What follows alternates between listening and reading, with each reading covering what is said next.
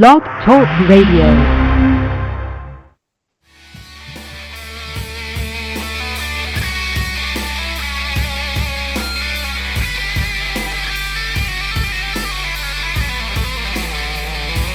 Welcome to the Wake Up Mission Show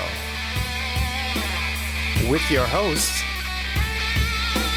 Shalene Nightingale and Randy Dees. Where is the revolution? Where is our solution? The time to wake up is here and now. Time for revolution. Hey, we're live. We're back. It's Mayday Monday, this July 13th. The Wake Up Mission Show, an underground network connecting the dots for liberty. Hey, Randy, it's great to be back. It's so good to be back. I know. I feel like I forgot how to do everything. We've been gone so long. Well, we took a best of off. You know, it's summer. Hey, it's been almost a year, Randy. In a couple of weeks, it will be 1 year since we launched the show, the very end of July, beginning of August. So we'll be celebrating that coming up. Today, we have other celebrations. We have birthdays. One of my absolute best friends in the world. She's the show coordinator. She fills in for me when I'm not here. And that is, and all of our guests love her, Linda Gilstrap. Yay! Happy birthday, Linda. Yeah, happy birthday, Linda. We'll be celebrating that at towards the end of this hour. And before we bring our guest out, Michael Cutler, Michael is actually Linda's birthday present. She wanted him on today's show. And I said, go for it. We love Michael. So one of our absolute favorite people, one of our favorite guests. And so he'll be here in the second hour to talk what else? Illegal immigration, because it's a hot topic in the news today. And also, it's Tepatiqui's birthday. She is on our business team. We love her. Talk about a great girl with a great future. Tepatiqui, we love you as well. So a shout out to both of them. Randy. Absolutely. Happy birthday to Tepatiqui and Linda. Yes. Wow. When we were off for our best of week, talking about Mayday. We missed a lot of top headlines because we were out. Here's just some of them. An illegal alien murdered Kate Stenell. She was on a vacation with her father up in San Francisco, a sanctuary city. She was murdered. Yeah. And of course, Obama and the Lives Matter movement, silent about it. The Confederate flag, of course, all in the news. And we're going to talk about that a little bit more here soon.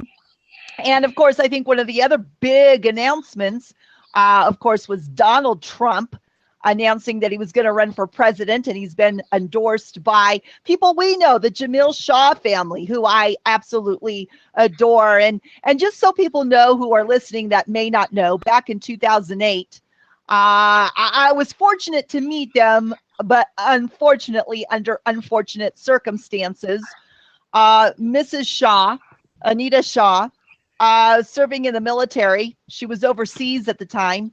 Her son was walking home from school or practice. He was a rising football star, just an FYI, a rising football star, had a great future, tons of scholarships, really good looking kid. Great smile, comes from a really good family.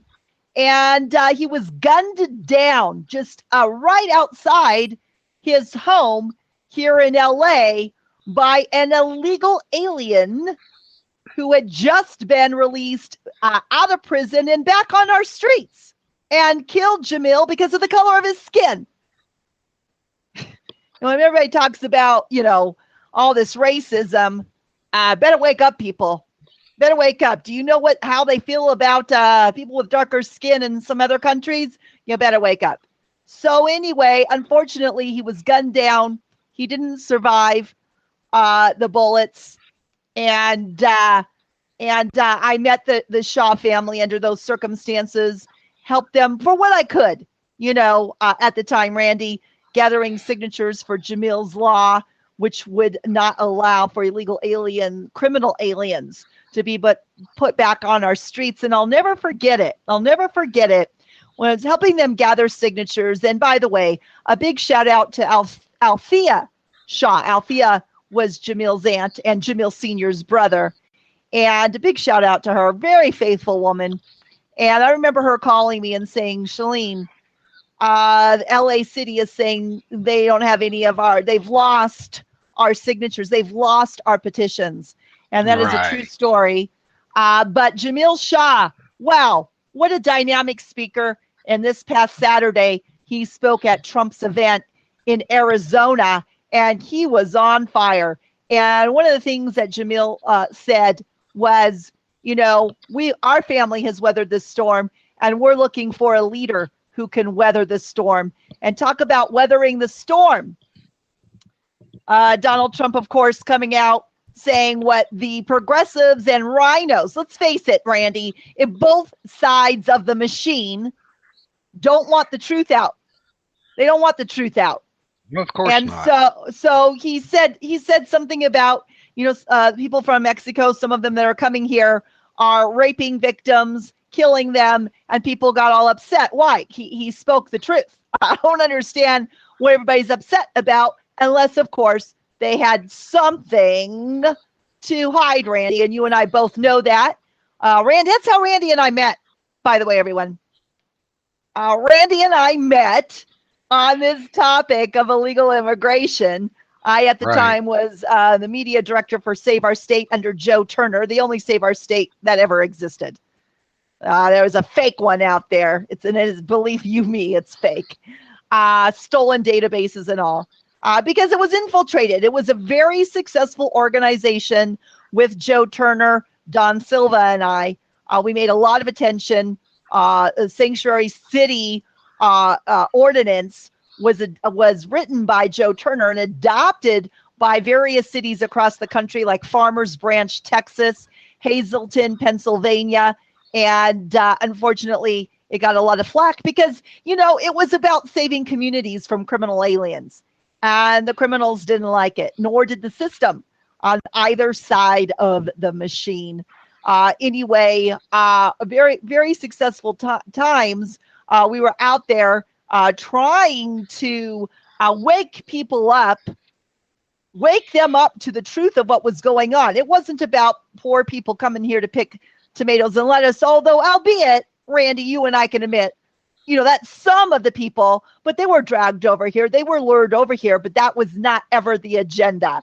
The borders were wide open by our own government. And let's face it, under a Republican president, was really widened the gap, under, I hate to say it, but Ronald Reagan and Bush, Clinton too. Like I said, it's both sides of the aisles.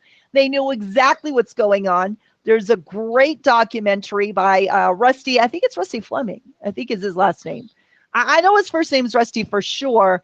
And the documentary is the Silver or Lead, the drug wars, I believe, silver or lead. And it is about illegal immigration and our country's association with the drug cartels, which is very interesting. I don't know if you heard this, Randy, but Donald Trump he's receiving now threats from escaped drug kingpin El Chapo and a Twitter rant. Did you see that? I saw a story about it, but it was like right before we went on the air, so I didn't have time to read it, the whole thing. But yeah, I know what you're talking about. Yeah, well, Trump called the FBI to investigate threats against him on Twitter by the Mexican drug lord Joaquin El Chapo Guzman, who escaped from prison over the weekend. Yeah, like which is really funny because it proves exactly what Trump has been saying, which is why he's number one in all the polls right now. He's either number one or number two, depending on what polls you're looking at. The ones that I viewed today and yesterday. He's beating Jeb Bush. Thank God we don't need another rhino. But he's beating everybody. And that's because he's resonating, because he's the only one out there speaking the truth. Right. And everybody's trying to silence him. The Republican Party, of course, Lindsey Graham. Oh, God. One of our favorites, right? And we're joking. We cannot stand Lindsey Graham. He's a rhino. Oh, gosh, you and me both. He wouldn't know liberty or the Constitution if it hit him in the face. And, of course, he's going all over the mainstream controlled media because there's an illustration they want. Anyway, he's going over the mainstream media along with some other rhinos saying how Donald Trump is hurting the Republican Party. Oh, no, really? They did that themselves. If he's hurting the party so much, why is he number one in the polls? Why are Democrats and Republicans and independents alike enthused about his campaign? He's actually making the Republican Party look good because it's somebody out there telling the truth. But there's an illustration they need. And, I like Goebbels said, repeat a lie enough and it becomes the truth in society. And so they want to ruin his campaign. They want to destroy it. They want to tell all the Republican GOP loyalist sheep. Well, let's just face it. There's a lot of sheep out there who are going to go, oh my goodness. Again, Glenn Beck's on it. He's bashing Donald Trump. There's so many high profile GOP gatekeepers that are out there just dissing on the Donald because they can't have him. Just like they couldn't have Ron Paul, who I supported both in 2008 and 2012. In 2008, of course, I eventually went and supported Chuck Baldwin when Ron was out of the race, the Constitution Party. But that's what they want. They want to destroy him. Yeah, they did the same thing to Herman Cain as well. Yes. That was a little bit different. They didn't say he was destroying the Republican Party. All they did was bring out how all these women he allegedly had affairs with, or sexually harassed. Or sexually harassed. Yeah. So that's what they did to Herman Cain. There wasn't much they could do to Ron Paul because he'd been a congressman for so many years with a stellar career and a stellar reputation. So they tried with the whole racist thing. Oh, he's part of the KKK. I remember that. It's like, okay, all right. So they really tried that, but it didn't work. There was too many. Because the one thing about the Ron Paul movement, so many smart people that young millennials, people that just understood media and having video cameras and doing research, has to be some of the most intelligent individuals for any candidate, of support I've ever met and come across. So they couldn't pull that off so much. But very well organized supporters on the Ron Paul camp. But that's what they try to do. And of course, with Donald, they're gonna try to smear him with this. Oh, he's a racist. Oh, and of course, Macy's, NBC, golf course. There's a wild list that goes on of high profile business associations he has that are ending their association, their partnerships with Donald Trump. I don't know if you saw this or not, but another thing right before we went on the air, it was a letter or an email that Donald got that one of the muckety mucks at NBC didn't want going public, thanking him for because apparently some of the higher ups at NBC stayed at one of his resorts over the weekend and talking about how fantastic the place was, how cool the staff was. And so he went publicly. He said, see, these people at NBC are full of crap. They're still staying at my resorts. And then CNN, the fake Scud missile network, keeps running the story about he's got a golf course down in Puerto Rico that supposedly is in bankruptcy. Well, I've got news for you. The entire country of Puerto Rico's in bankruptcy. They're the next Greece. Wow. Well, exactly. Well, this Guzman, you know what? I don't use these kinds of words. You know that, Randy. I know you will. I never will. But I've got to read this It is, so forgive me.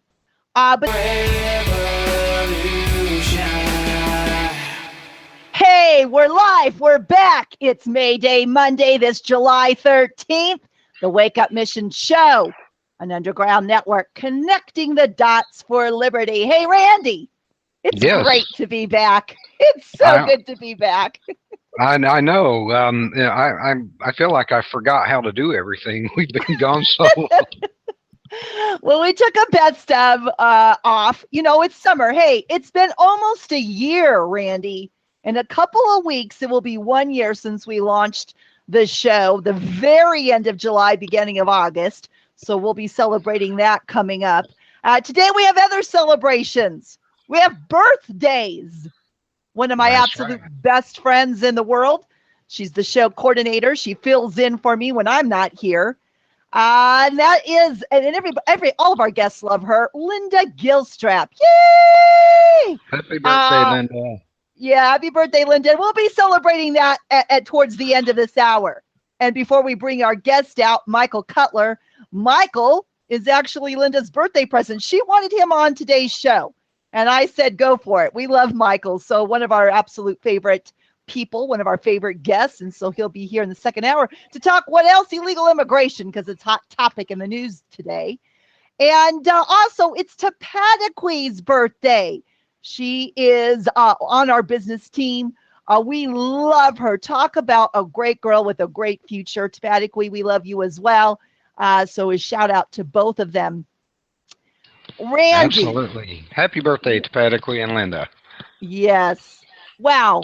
When we were off for our best of week, talking about Mayday. We missed a lot of top headlines because we were out. Here's just some of them. An illegal alien murdered Kate Stenell. She was on a vacation with her father up on San Francisco, a sanctuary city. She was murdered. Yeah. And of course, Obama and the Lives Matter movement, silent about it. The Confederate flag, of course, all in the news. And we're going to talk about that a little bit more here soon. And of course, I think one of the other big announcements, of course, was Donald Trump announcing that he was going to run for president, and he's been endorsed by people we know, the Jamil Shaw family, who I absolutely adore. And just so people know who are listening that may not know, back in 2008, I was fortunate to meet them, but unfortunately, under unfortunate circumstances, Mrs. Shaw, Anita Shaw, serving in the military. She was overseas at the time. Her son was walking home from school or practice. He was a rising football star, just an FYI, a rising football star, had a great future, tons of scholarships, really good looking kid, great smile, comes from a really good family. And he was gunned down just right outside his home here in LA by an illegal alien who had just been released out of prison and back on our streets, and killed Jamil because of the color of his skin. When everybody talks about, all this racism, better wake up, people.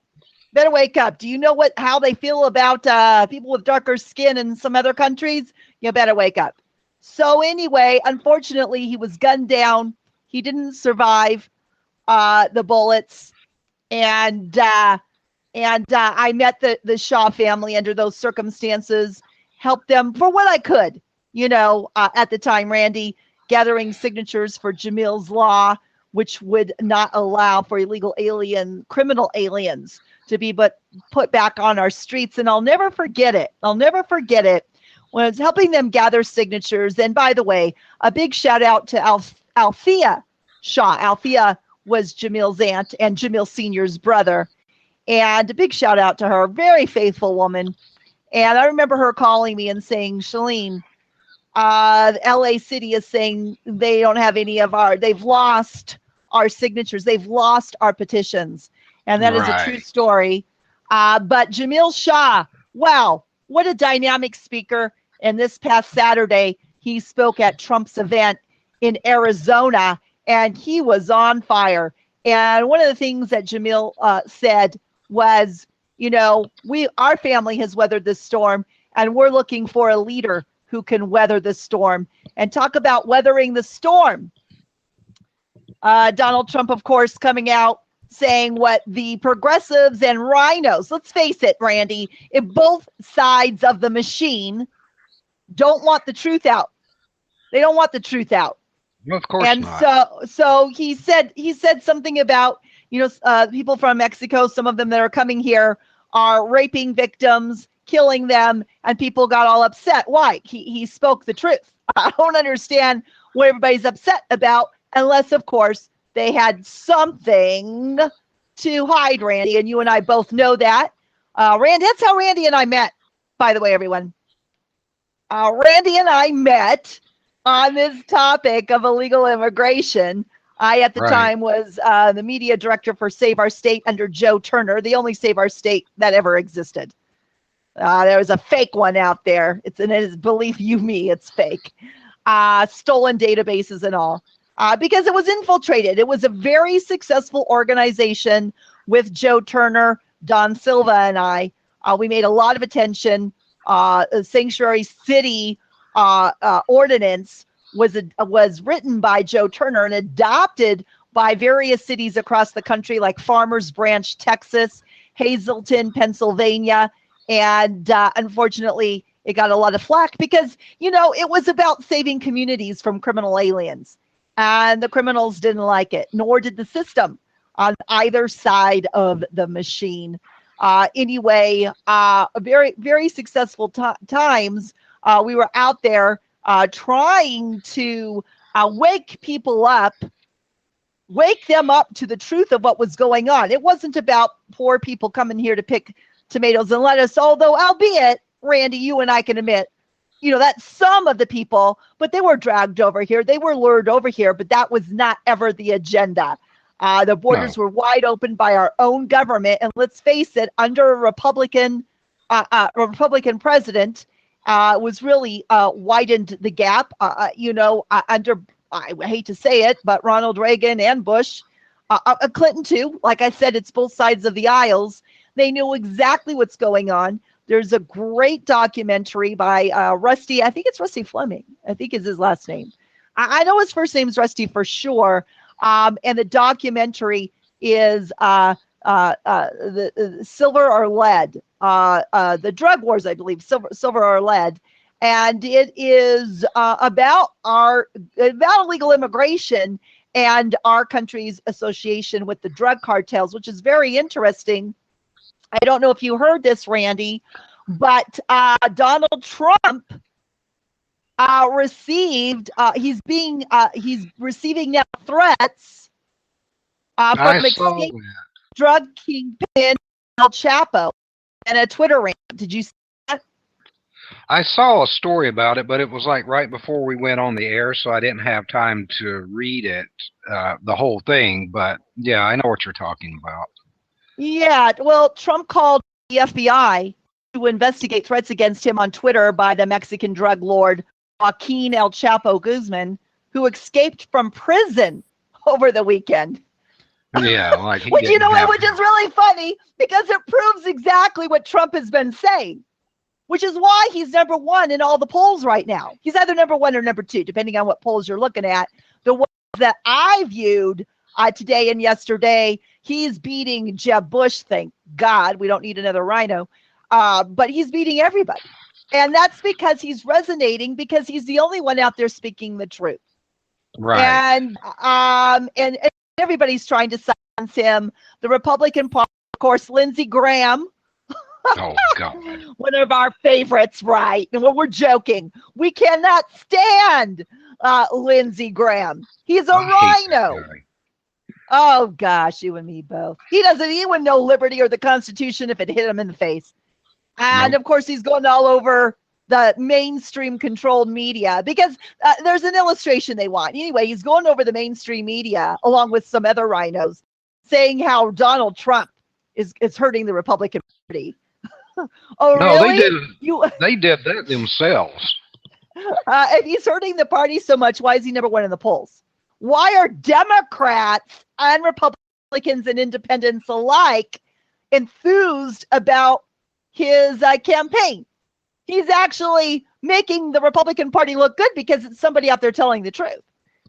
But there's an illustration they need. And, like Goebbels said, repeat a lie enough and it becomes the truth in society. And so they want to ruin his campaign. They want to destroy it. They want to tell all the Republican GOP loyalist sheep. Well, let's just face it, there's a lot of sheep out there who are going to go, oh my goodness, again, Glenn Beck's on it. He's bashing Donald Trump. There's so many high-profile GOP gatekeepers that are out there just dissing on the Donald because they can't have him. Just like they couldn't have Ron Paul, who I supported both in 2008 and 2012. In 2008, of course, I eventually went and supported Chuck Baldwin when Ron was out of the race, Constitution Party.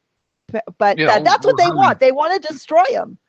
Yeah, they did the same thing to Herman Cain as well. Yes. That was a little bit different. They didn't say he was destroying the Republican Party. All they did was bring out how all these women he allegedly had affairs with, or sexually harassed. Or sexually harassed. Yeah. So that's what they did to Herman Cain. There wasn't much they could do to Ron Paul because he'd been a congressman for so many years with a stellar career and a stellar reputation. So they tried with the whole racist thing. Oh, he's part of the KKK. I remember that. It's like, okay, all right. So they really tried that, but it didn't work. There was too many. Because the one thing about the Ron Paul movement, so many smart people that young millennials, people that just understood media and having video cameras and doing research, has to be some of the most intelligent individuals for any candidate, of support I've ever met and come across. So they couldn't pull that off so much.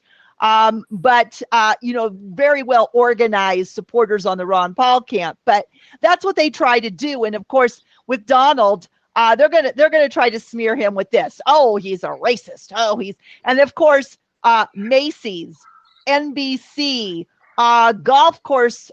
There's a wild list that goes on of high profile business associations he has that are ending their association, their partnerships with Donald Trump. I don't know if you saw this or not, but another thing right before we went on the air, it was a letter or an email that Donald got that one of the muckety mucks at NBC didn't want going public, thanking him for because apparently some of the higher ups at NBC stayed at one of his resorts over the weekend and talking about how fantastic the place was, how cool the staff was. And so he went public. He said, see, these people at NBC are full of crap. They're still staying at my resorts. And then CNN, the fake Scud missile network, keeps running the story about he's got a golf course down in Puerto Rico that supposedly is in bankruptcy. Well, I've got news for you. The entire country of Puerto Rico's in bankruptcy. They're the next Greece. Wow. Well, exactly. Well, this Guzman, you know what? I don't use these kinds of words. You know that, Randy. I know you will. I never will. but I've got to read this. So forgive me. But this is what this guy tweeted, Donald Trump. He tweeted, "Keep effing around, and I'm going to make you swallow your bitch words, effing whitey milkshake." Or milk something. I don't know what the other S. Apparently it's some homophobic slur in Mexico, whatever this milk, whatever is. I don't know if it's milk shit or shite. I really don't know. But that's what he tweeted, Donald Trump.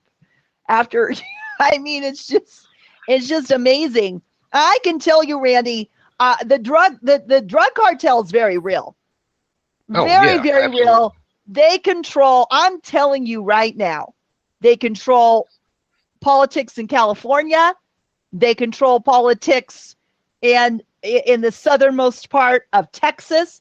You can call me a conspiracy theorist all I want. And again, we've talked about conspiracies on the show. They come true because they are true. They're facts.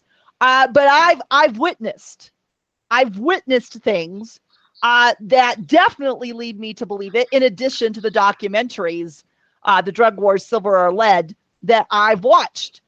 And I remember during my 2010 campaign, we were out at Beryl Springs, I think. We were out somewhere at a gun, range for a fundraiser for our campaign. And I clearly remember, Randy, my campaign manager wasn't behind me, and I was afraid he had gotten lost. So I pulled over, and all of a sudden, these vehicles suddenly appeared.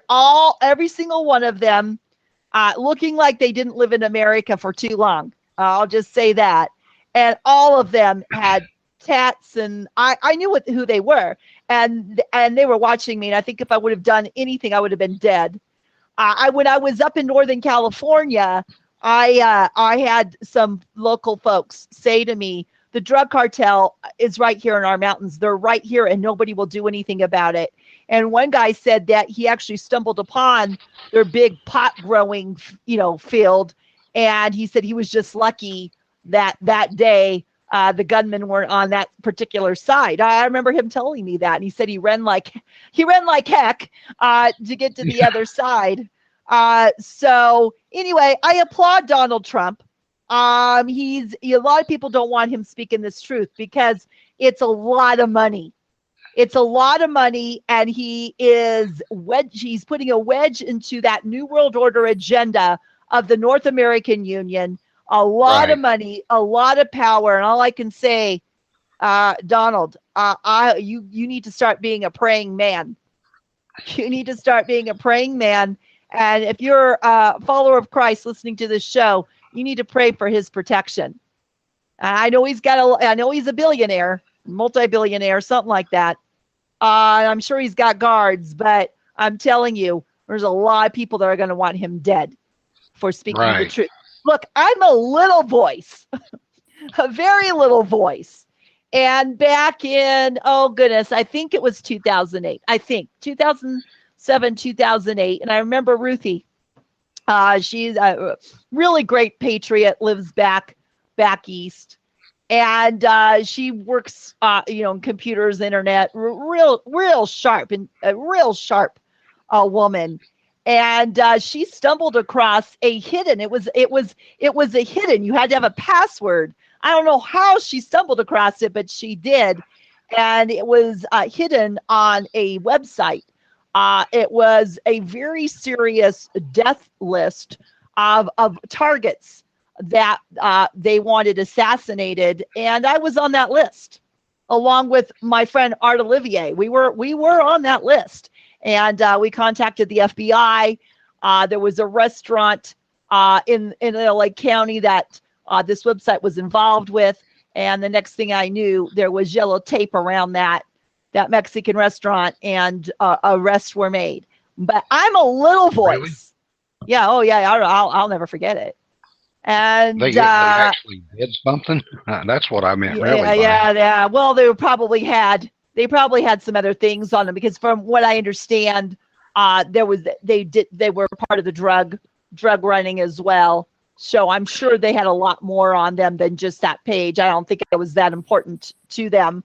But so I don't think that was it. I think it was just helpful in whatever their case was.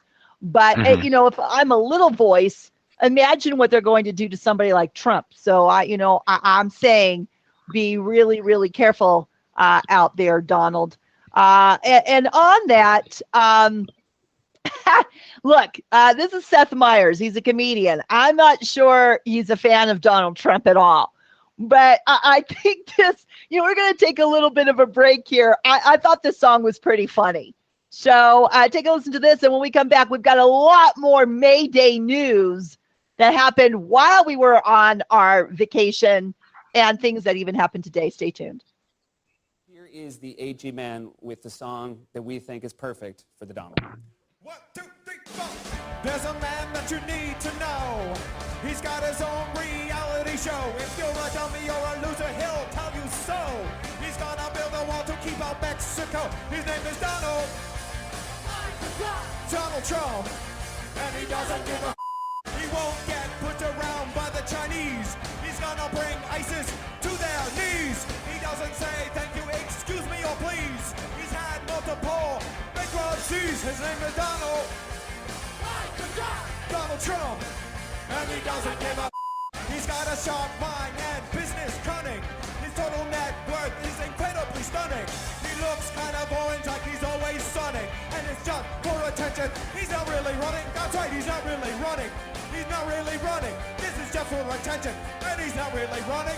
And it's working. It's working. It's working. It's working. It's working. It's working. It's working. It's working. It's working. It's working. It's working. It's working. You can say he's a jerk, but his plan is working. His name is Donald Trump, and he doesn't give a. Donald Trump. And Randy, I appreciate the fact that he doesn't give a beep, because we need more people like him as leaders in this country. Well, something else had happened, Right. Randy, while we were on vacation. A Christian baker in Oregon, and we talked about this story before. But the final judgment came down, and we're going to talk about what I feel about this judgment. Anyway, Christian bakers fined $135,000. $135,000 because they did not want to bake a cake for a lesbian wedding. Now, what ended up happening at this was an administrative judgment. This didn't come from the judicial branch. This came from administration. So, Randy, when did the fourth branch of government begin? When did the administrative branch become part of the government? Do you know? I think it was the same day that these lesbians filed the complaint against that bakery. Well, I've heard about administrative judgments across this country. We reported on them before this past year.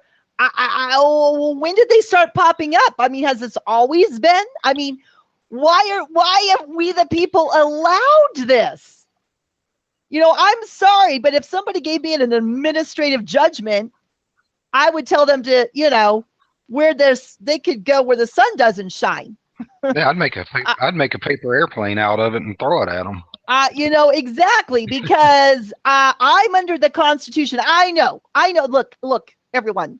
Randy and I make no mistake. We know we don't live under a constitutional republic, but that's the only form of government that I recognize.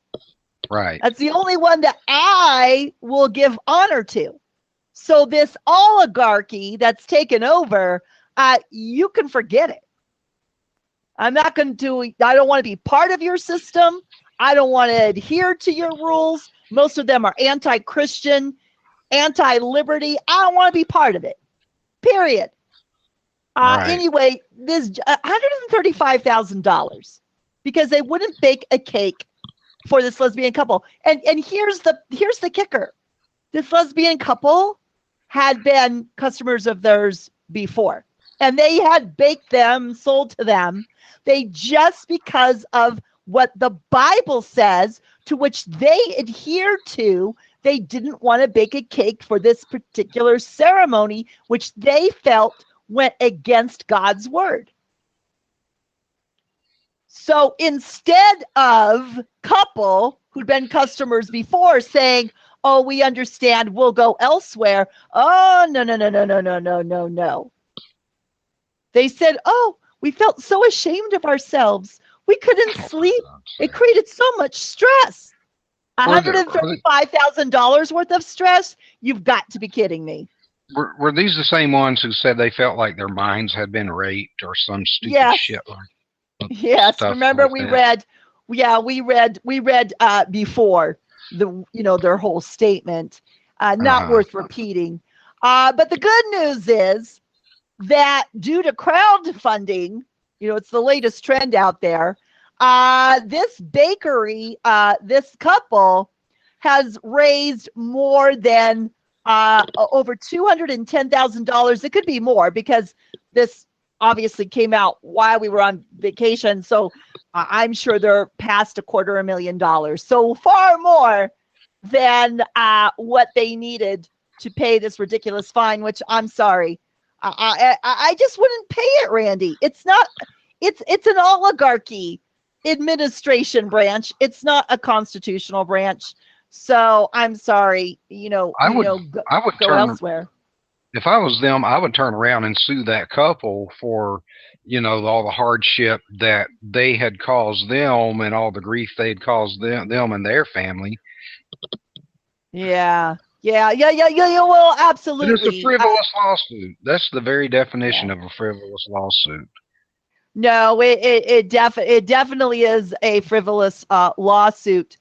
Well, here's another one. Former Congressman Tom DeLay. He's come out. Look, I've never, I don't think he was ever, some what they would call a right-wing extremist. I don't believe he was ever, someone who was really for liberty. So I don't think he has any reason to come out to lie about this. Uh-huh. Anyway, he's come out to say that there's actually a Department of Justice document to legalize bestiality and pedophilia among 12 new perversions in some secret memo. Oh, for God's sakes. What have you and I said on this show, though? We said, and people because they let their hearts see, you know what? Call me heartless. I don't care. Because I'm just thinking like Thomas Paine, common sense. The one thing I know, your heart can always get you into trouble. Your heart can always get you into trouble. You adhere to biblical principles. Adhere to biblical principles and just founding fathers, common sense. You're never going to be steered wrong. Hey, I have gay friends. And two of them, oh my gosh, I love very, very much. I can't imagine my lives without them. Richie and Brian. I love them. In fact, Richie's going to be on one of our Music Revolution Fridays. He's going to be my co-host for my hour at some point, Randy. And I love him. He's a Freddie Mercury guy. Yeah. He does Freddie Mercury really good. How's his car? I know he's got a badass automobile. It's actually where I live right now. Yeah. Oh, really? So yeah, it is. It's a really cool car. I'm not really a car person. I love his car. And when I was in it, I was like, okay, this is really awesome. He's just the coolest. This guy, I just love him. I have gay friends. When I first moved to LA, my first roommate was this gay guy that I've been friends with forever. At my own wedding, when I had my own wedding, my friend Patty and her girlfriend at the time sang at my wedding. I don't have any issues with individuals. What I have issues with is an agenda. What I have issues with is of course my defense for liberty and the shredding of the Constitution and the New World Order agenda. And unfortunately, there's too many people in the liberty movement who should be awake who can't seem to figure this out. I had a discussion with one of them today. It's like all she did, of course, was bash everybody who disagreed with her, just like any progressive does. And she was a Ron Paul supporter, supported my campaign. You got to be kidding me. So there's still too many people just don't understand liberty. But, here's the bottom line. A marriage was never in the Constitution. It wasn't. And like the founding fathers said, anything that wasn't in the Bill of Rights, any subject that was not in the Bill of Rights, then went to the states. It became, because it was outside federal jurisdiction. So therefore, something like marijuana, marriage, that's all a 10th Amendment issue. It should only have been at the state level, period. Just like even with abortions as well, with that issue, it actually was a states' rights issue. And if people don't like it, that's just too bad. I mean, that the law is the law. You wouldn't go violate the 10 commandments now, would you? So why are you violating the Bill of Rights? And people say, well, that's apples and oranges. Well, no. One is the law of God. The other is the law of the land. And what did God say? Obey the laws of the land unless they become against my word. And I'm sorry, abortions against his word. Gay marriage against his word. So that's where it becomes a violation of not only the 10th Amendment, but the First Amendment as well. Because now you have the government telling you that this is a law. Well, wait a minute. This is the whole reason the founding fathers came here, was to escape a monarchy, to escape that kind of tyranny. So everybody could live and do as they wanted to. Hey, look, if you want to live with whoever you want to live with or have some sort of civil union, go do it. But it shouldn't be a law of the land when it violates everybody else's rights. And of course, when I came on before I went on my break and discussed on that Monday 2 weeks ago, that it was the judicial branch became the legislative branch because there was no law that they were making. There was no case there with a law. They legislated, they created a law, and even the justices that voted against it told you that in their opinion statements that they wrote. They said this had nothing to do with the Constitution. One of the Supreme Court judges, I think it was Alito, one of them wrote that, hey, we just legislated, we just became the rulers of the land. This is not constitutional. So, Right. That's where the case is. But the reason why they're doing all of this is, like I've been saying for years, I don't care how much I love my gay friends. There's an agenda, and that group was being used for this New World Order's agenda. And people fell for it because of their hearts. Yeah. Well, those hearts are getting this country. We're going towards tyranny and under the Antichrist. I mean, that's what's happening. Now, I saw something last week that there's actually a silver lining to this, and it was I wouldn't call it a theory. It was a proposition proposed by somebody. I don't know who it was, but anyways, this particular writer said, well, if federal law supersedes state law over that, then you now are allowed to carry a firearm in any state. You do not need the state's permission. Of course, the Constitution tells you that anyway, but now, that's like 2 times that, a law has said, well, state laws mean nothing. So like, you can go from like an open carry or concealed carry state and go to a state like California or New York or Illinois, and you can carry your firearm there. And if they hassle you, you just throw that at them. And what are they going to do? Well, you and I both know, because this is perversion. I mean, Satan is the great divider, the great deceiver, confuser, liar. Right. We all know that. And and I know not everybody who listens to our show are Christians. Okay. And we love all of you. I'm just making it from this point of view statement right at this point. They're going to, because this is how I feel about progressives. I feel that they're antichrists. And Right. they're going to go out there and they're going to twist it, because it isn't about what we want. It's only about what they want. So Yeah. even though that's true, and I remember reading that as well last week, and I thought, hey, that's a really good point. But at the same time, they're going to do exactly, Randy, what they want. And but hey, we'll have to see. Is there a brave enough gun owner out there that will go from, say, Arizona or Texas to California and open carry? Let's see what happens. But I hope somebody does, so that we can see the hypocrisy, frankly. Yeah, well, somebody that's got a lot of money and a lot of time on their hands, because you're going to be in jail for a while. So Yeah. Which you know all about Yeah. for standing up for rights. But Right. anyway, on another little note about secret memos, and we've talked about the Albert Pike letters on our show before. For those who don't know, Albert Pike was like the godfather of Freemasonry, but or the Illuminati. And his ultimate goal was that everybody in this world would worship Satan. And in order to do that, there had to be 3 different world wars. 2 of them have already happened. I'm telling you, from everything I see, Randy, it's like somebody is following those letters to a T. Well, one of my friends last night met a man who worked at the Pentagon, and he was an expert on Islam. And it was his job to brief the Joint Chiefs of Staff, the CIA, the FBI, et cetera.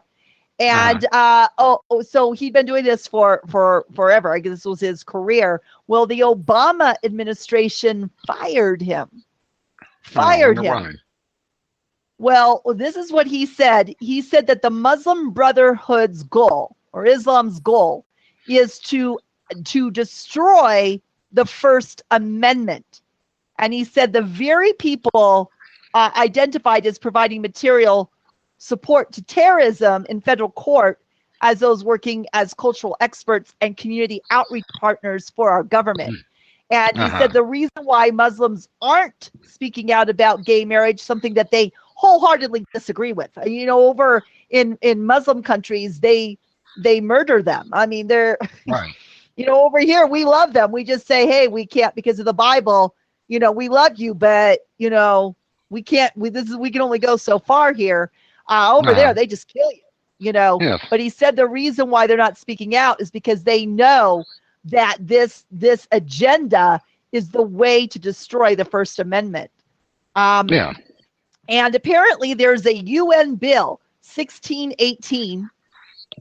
This is what he said. There's a UN bill, 1618, which will make speaking against Islam, it will be defamation worldwide. So not just in America, it's for worldwide. You cannot speak out against Islam. And Hillary Clinton, he said, had promised that she would help make this a reality. So that's pretty frightening. And this is what we say on this show. When we say you can't trust this government, we mean it. Look, we want a republic form of government. Were the founding fathers perfect? Absolutely not. But they were against tyranny, and they warned time and time and time and time and time again. Read their letters, read their books, read their speeches. Just read quotes if that's all you have time for. But for goodness sakes, you've got to know what it is that they said. And they warned about this type of government. They warned about it. So anyway, Randy, there's definitely more to come. But now, of course, we have the whole Confederate flag issue, and I think it's something that we need to talk about, because far too many people believe the lie that is out there. They believe the lie that is out there instead of the truth. Right. Instead of the truth. So anyway, we'll start out with Kid Rock. We gotta love Kid Rock. Yeah. Kid Rock, he'd finally had it. He's used, I guess, apparently at his concerts in the past, he's used Confederate flags as a backdrop. And apparently people are outraged about it, and they're trying to tell him that he needs to not use it. He's in the Detroit, because he's done a lot for Detroit. That's where he's from originally. And they're trying to get this museum that has, a portion of the museum is got Kid Rock, things there, because he's done so much for the community there. And you have to remember, by the way, Kid Rock's child is biracial. think about this, everyone. He's got grandchildren that are biracial. Guy is not a racist. He lived in Detroit, for goodness sakes. He was a rapper, in the black community. The reason why he got the name, Kid Rock, is they would say, oh, you may be a white honky, but man, you can rock. That's what they used to say to him. That's where it came from. Right. So the guy, come on, he lived in Detroit. All right. And so he came out and said about the protests and people wanting him to take it down. You can kiss my ass. All right. That's what he said. All right. So obviously he isn't pulling any punches. So Ted Nugent said, yeah, here we go. Because also remember, Ted Nugent is also from Detroit, the Motor City Mad. Right. And came out and he came out and said, I called Kid Rock and said, hey, let's do a song. Let's do a song together. So there's a song. Yeah. So what was that song? What was the song? Randy, do you remember the name of? It's going to be out July 17th. So it's going to be out this Friday. That I don't know. You can download it. I don't know about you can kiss my Confederate. Kiss my rebel ass. Confederate rebel ass. There you go. Yeah. Now, I in research, I was reading that today on a certain website, and I'm not going to give that website any press because they've obviously got a lot of progressive Kool-Aid drinking readers, and then they're just like ripping these guys apart, and one guy. Okay, they're like this. All right, one guy, he's like, those guys aren't from the South, they're both from Detroit. And, I just put in my 2 cents. I said, you don't necessarily have to be from the South to stand up for the truth and all that. That was like poking a hornet's nest with a stick. And another guy, chimed in with something about, you can fly your stupid flag. There's no censorship there. It's just not over. It's just it can't be flown over government buildings. And I had to correct him. First of all, the one that they took down in South Carolina was not flying over a government building. The state of South Carolina made a compromise with the race baiters. I think in 2000 they moved that flag to a statue that is like at the edge of the property on the land where there was a memorial for Confederate soldiers. It wasn't flying over the top of the State House building. That's where, the American flag and whatever their South Carolina flag is. I don't know what it is. But anyways, this guy, and it's like these progressives, it's like a dog chasing its tail trying to debate with them, because whenever you throw facts at their faces, when you throw facts, bring up a factual debate, they just can't handle it. And, and the issue came up about censorship. And I said, so, I brought up, the retailers pulling the merchandise, and this guy came in with, well, and this is what I was thinking about that when you were talking about that bakery in Oregon, right? Well, it's a private company and they can sell whatever they want to whomever they want. And I was like, yeah. Now, if I brought up that bakery in Oregon, this guy's head would explode like scanners. And I said, well, really? So it's just a big, huge coincidence that within the past couple of weeks, they pulled this merchandise. And right, exactly. I found the video, not the audio where the guy called Amazon to ask them why isn't that merchandise available anymore.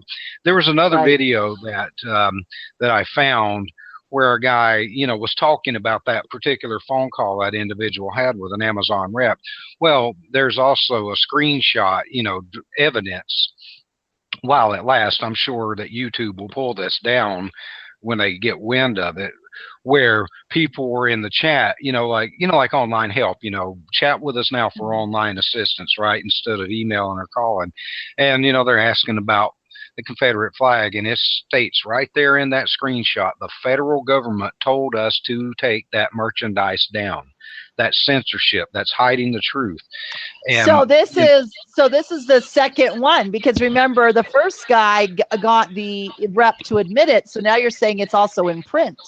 Yeah. This was somebody completely different that was having an online chat with an Amazon rep asking about where the merchandise is. And the rep said, well, the federal government, not in these exact words, but it's basically the federal government told us to take this merchandise down, not sell it any longer. And I found that video, went and gave it to the guy, but it was like right before we went on the air, so I haven't had time to see what his response was. But I mean, these people are idiots. They don't know the truth, or they refuse to accept the truth. Well, they don't, and that's because they're using Goebbels. I mean, a lot of governments do this, use his tactic of propaganda, because if you tell a lie enough, it becomes the truth. And what they want to do is they want to rewrite American history. And people say, well, why would they want to do that? Because they don't know. They don't want you to know where you came from.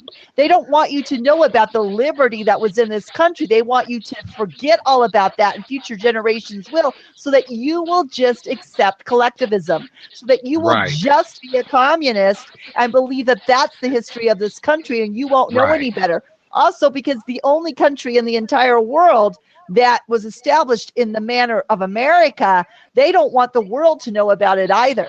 They want to have slavery. We're all slaves to the system, to the machine. Make no mistake about it. They want us all to be slaves. So there's a website, rulen.com, RULEN.com. You can find this. There are history books. If you go and find old books out there, because I homeschool, so the true history of the Civil War is out there. You can find it. You can find it at old bookstores, maybe old book resellers. But over the years, they've changed it. It's propaganda, again, because it's for an agenda. So the War of 1861 to 1865, commonly known as the Civil War, people thought it was fought over slavery. That is so untrue. The North fought over money. It's that plain and simple. It was over money.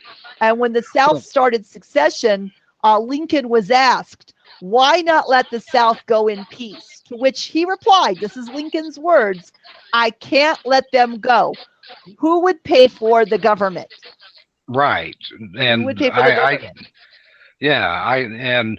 Another thing about this war, because people will say, well, the South committed treason. No, the South didn't go to Washington to overthrow the government. The South said, we don't want nothing to do with you. We're going to form our own country. You do whatever the hell you want. We'll do what we want. The North invaded the South, period. Just like North Korea invaded South Korea, like North Vietnam invaded South Vietnam. That's exactly what happened. And the North was very aggressive, and it was over money and property. And taxes, and like you said, it was war over economics, because the North at the time, their economy was in a shambles, just like it is today, and they wanted, like the quote said, they could not afford to let the states that were actually producing money, they couldn't afford to let them go, and it's like that again today. You look at the geography in this country, where I mean, the whole economy's in the toilet right now, regardless of what anybody tells you. People, trust me, I look at this every day for the past year, and in my own personal life, I know. But it was about money, and it still is. And when people say, well, it's treason, what I say to them is, oh yeah, well, what the founding fathers did to found this country, that can be considered treason too, because they went against the crown of England. So don't bring up that treason bullshit. I'm sorry, that treason nonsense. And another thing, when you look at a map of the United States, most of the military bases are in the Southeast. So this is what I say to the rest of you. You go fight your own damn wars. All of us Southern boys, we're out. We ain't fighting for you no more. Well, also the other fallacy that people believe is that only those in the South own slaves. That was so untrue. Many in the North owned slaves, in fact, during and after the war. But also the Union generals and staff had slaves to serve them. Yes, William P. Sherman had many slaves that served him well until after the war. and he did not free his own slaves until 1865. He was in the Yeah. North. U.S. Grant also had several slaves who were only freed after the 13th Amendment in December of 1865. So it's completely a fallacy. Confederate General Robert E. Lee freed his slaves, which, by the way, he never purchased. They were inherited. Remember, that was part of the custom back then. He freed them in 1862, so long before Grant and William T. Sherman. So, there you go. Also, another myth is that the Confederate flag was flown on slave ships. None No. of the Confederate flags or Southern flags ever flew on a slave ship. The English, No. the Dutch, and the Portuguese brought slaves to this country, not the Southern nations. So, Right. people don't know this facts because it's all about the lie. And another thing that they say is that the Confederate flag, Randy, represents racism. The Confederate battle flag finds itself in the center of this controversy in several states. The cry to take this flag down is completely unjustified. It's important to keep in mind that the Confederate battle flag, because that's what it was simply that, a battle flag. It never had anything to do with any racism or slavery or anything like that. It's a bunch of bull. So Yeah. Now, also keep in mind that during that time, the North discriminated against Jews. There were a lot of Jewish people living in the South who fought on the side of the Confederacy. Another thing about Abraham Lincoln and his generals, they committed genocide against a lot of, like, the Lakota tribes, all the tribes of the Western Plains that were living there. They're not natives because they were not originally from here. They came over from Asia, and I've argued with people about that too, as far as who was really here first. Well, it turns out nobody was. Everyone migrated here. So you Reconquistas out there listening, no, you people haven't been here for 40,000 years, regardless of what your brown supremacist professor, whatever, Gutierrez says. Well, anyways, the Northern Army committed genocide against a lot of the native tribes. That's why they killed Custer at Little Bighorn, because of what a lot of these Union armies, so the Union Army did to them. And who was presiding over that? Abe Lincoln. He was not this nice guy everybody made him out to be. He was a tyrant who presided over genocide. So if we're going to take anybody off any money, take that genocidal tyrant off the $5 bill and off the penny and put somebody else's face on there, because that guy was a big piece of crap when you find out what he was really about. He wasn't this honest, nice guy wearing a stove hat that everybody thought he was. And another thing, after that war was over, he was going to send all the slaves back to Africa, but it just cost too much money. That's why they didn't do it. They tried it, and they were like, this is just getting too expensive. We don't have the money to send these people back, so I guess they're going to stay.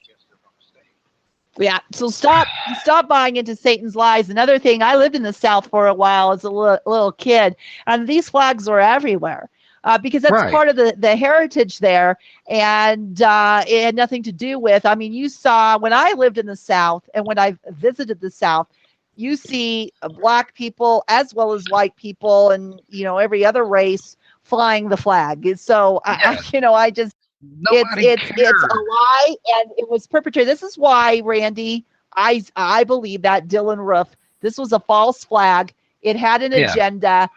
And remember, Dylan Roof, there's rumors that he was a Marine. I don't know if that's true or not, but I do ask this question. I've been asking it. Nobody's answered it. How was he able to, how did he have such excellent front sight?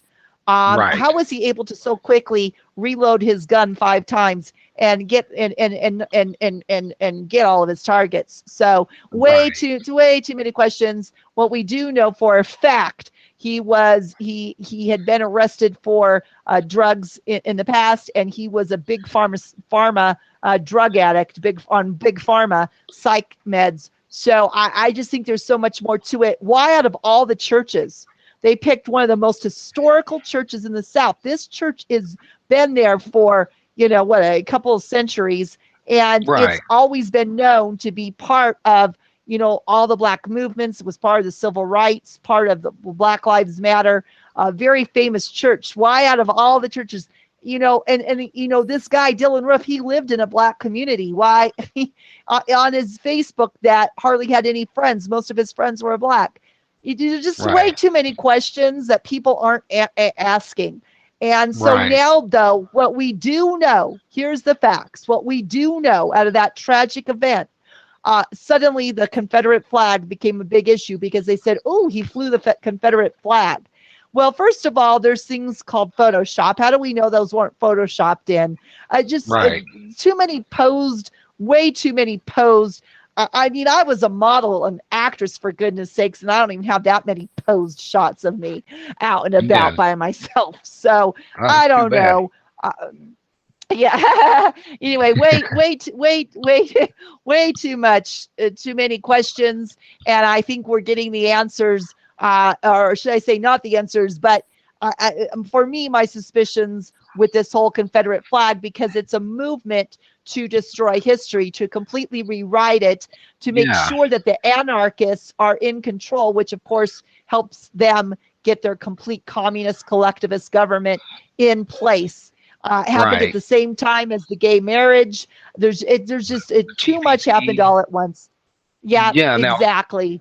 Now I want to give everyone a heads up. There's apparently there's going to be a march by these people that they're claiming to be the Ku Klux Klan in Columbia, South Carolina. I think it's either this Saturday or next. I don't know for sure. And supposedly the Black Panthers are going to have a march down there the same day. Now, this Oh, is what I'm lovely. going to All the say. racists. Yeah, Yeah, I throw La think, Raza yeah. in there and a bunch of jihadis, and then let them all just kill each other off. But this is what I Yeah. propose. These people are not really Ku Klux Klan. They are agent provocateurs paid by the That's what government to I pose think. as the Ku Yeah. Klux Klan to further Yeah. defame that flag. That flag was co-opted by a hate group. Now, all you progressives out there that say, well, we can't judge all Muslims by the actions of the jihadis. Okay, well, you cannot, by that same token, you cannot put all of us people who from the South or wherever, people that support, people that flew that flag, you cannot lump us all in the same category as the Ku Klux Klan. You Oh, totally no. The nullify your progressives will argument. do that. That's too much common sense, Rand. No, I too know much common common sense is sense. hate speech, right? Yeah, but I agree with you, because remember, the Democrat Party created the KKK. That's a fact. Go look it And up. Jim Crow laws too. Yeah, and Jim Crow laws. The Democrats did. So the KKK were Democrats. So so yes, since the Democrat progressives are in power, I totally believe there'll be FBI, CIA agents pretending to be Ku Klux Klan to help further this agenda. But speaking of which, there was a rally in Florida where thousands, I don't know if you saw this, bikers, family members, they were in pickups and cars, thousands flying the Confederate flag. They rose up in Florida yesterday, Sunday. So kudos to them. They called it this Florida Southern Pride Ride in Ocala, Florida. I guess that's how you say it, Ocala. And then speaking of the Confederate flag, we have our own fundraiser, and I know, not everybody with our company was happy about this, but hey, I got to tell you something. The Confederate flag, the true meaning of it was a battle flag. It was a battle for the South, which lost. They lost that war. Nothing to do with slavery, as we've just told you. Also, due to the Christian persecution of the Bakers, etc. So our flag, we're doing a fundraiser through booster.com, and it's got a Confederate flag with a cross, a wooden cross lighting up, and what it represents is free speech. It represents the First Amendment. We're not going to make much, of course, with this, but we hope you can help us out. Go to the wakeupmissionshow.com, the wakeupmissionshow.com. It's right there in a green box. You can go, and there's a link there to thebooster.com. It's the Wake Up Mission Show fundraiser.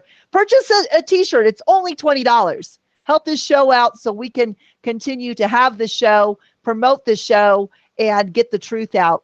So with that said, Randy, I cannot believe it.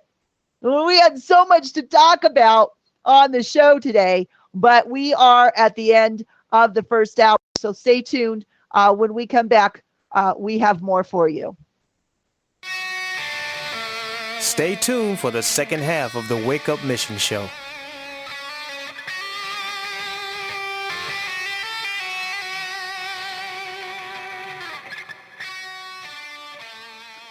So today during this break, I'm going to do something a little bit different. It's Linda's and Tepatique's birthday. And by the way, I can tell you that who else is sharing a birthday today with our two lovely friends as Harrison Ford, Patrick Stewart, Cheech, Cheech and Chong, one of my all-time favorite directors and writers, Cameron Crowe.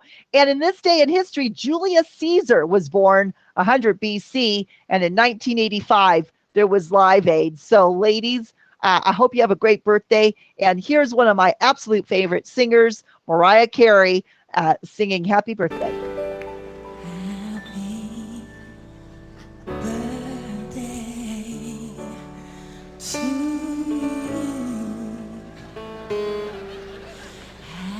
Happy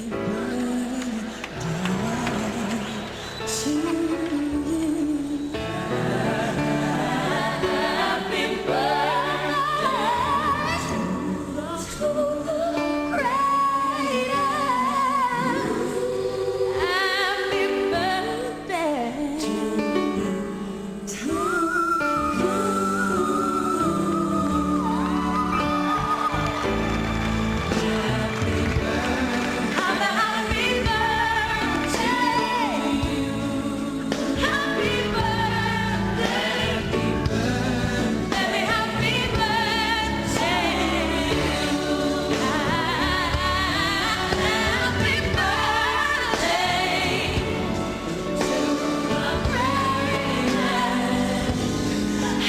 Happy birthday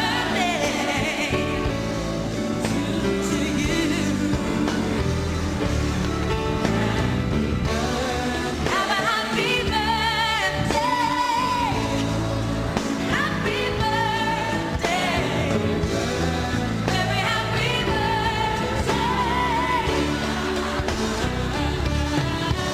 Happy birthday to the greatest. Happy birthday to you.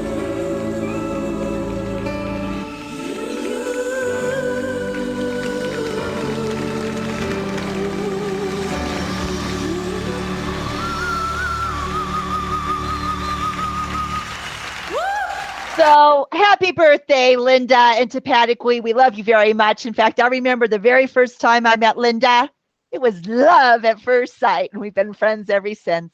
Ladies, have a great day. And here at the Wake Up Mission Show, you are both very special.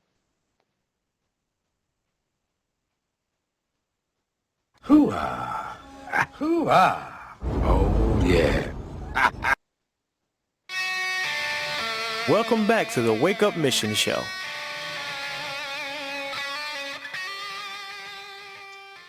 So for Linda's birthday, she wrote to me, and this is a true story, and she wrote and she said, for my birthday present, I want Michael Cutler back on this show. And I happen to love Michael. I've known him for years. I've been on his email list, I think, since, 2004, 2005. The man is absolutely brilliant. He was one of our favorite guests. So I said, of course. So here is Linda's birthday present. Michael Cutler, former INS agent, witness at the Congressional 9/11 Commission, and he's now a senior fellow at CAPS, writes some really great articles. You see him on TV and the news all the time, michaelcutler.net. Michael, welcome back to the show. Thank you so much for having me. So, happy birthday, Linda, by the way. Yeah, Linda, you should be calling in. I want you to call in, Linda. Can't see you on the board here, so that you can Also talk to Michael. So are you wearing the bow tie you promised her? My bow tie? I don't have a bow tie. So Linda, there you go. He's not wearing his bow tie. He's not wearing a bow tie. I guess you said in an email or something you'd wear a bow tie for her. So No, I didn't know anything about that, but okay. Anyway, wow. Finally, I've got to say this, Michael. You've been on this issue a lot longer than me. I finally woke up 2004. But finally, we have illegal immigration in the border in the news by really a very unlikely candidate who I never thought would bring this to mainstream, Donald Trump. Well, I think he understands where the average American is. You know, I'm a lifelong Democrat. This has nothing to do with left or right. This has everything to do with right or wrong. And both parties are responsible for the mess that we're in. The current administration by far is the worst we've ever had. Oh, but, yes. But look, it was Ronald Reagan who opened the floodgates, gave almost 4 million illegal aliens lawful status, encouraged many more that if they came here and were able to hide long enough, they too would benefit. Never hired enough agents to enforce the laws, which is what got us into this mess in the first place. We can go back and forth between the two parties. Neither party represents the average American. I've come to call them the repugnant cans and the Democrats. It's a mess. And this is all about cheap labor. It's about placating the special interest groups. It's about money. It's about, as I say, cheap labor, but it's also undermining national security, public safety. And it's not even only the illegal side of the equation, it's the legal side.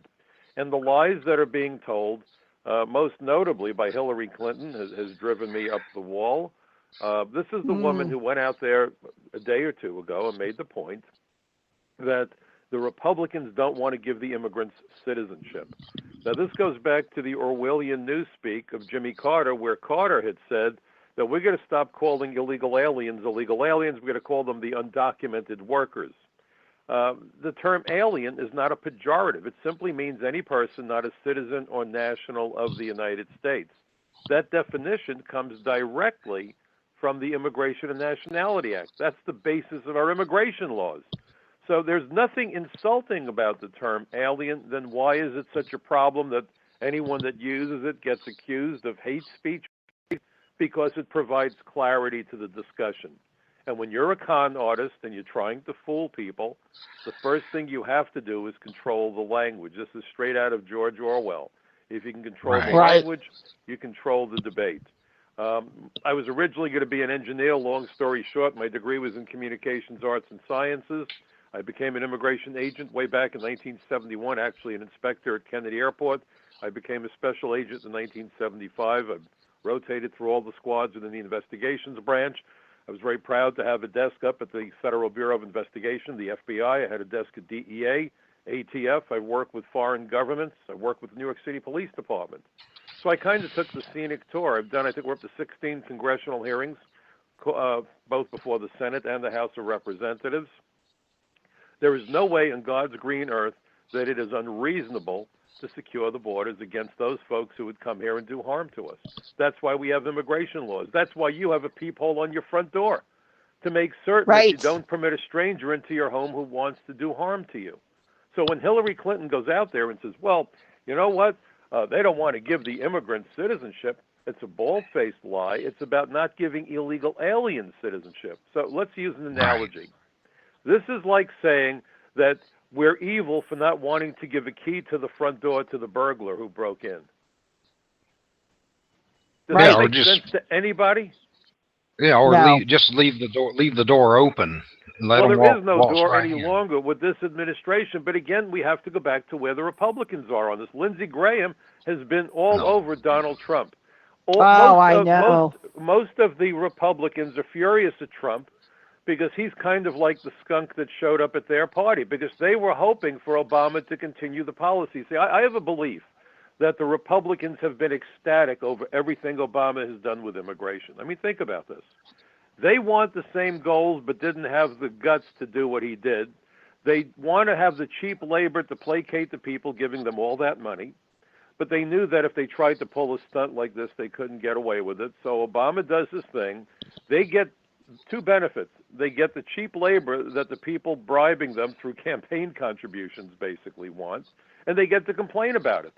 What's better than that in politics than to get what you want and be able to blame your opponent for doing it?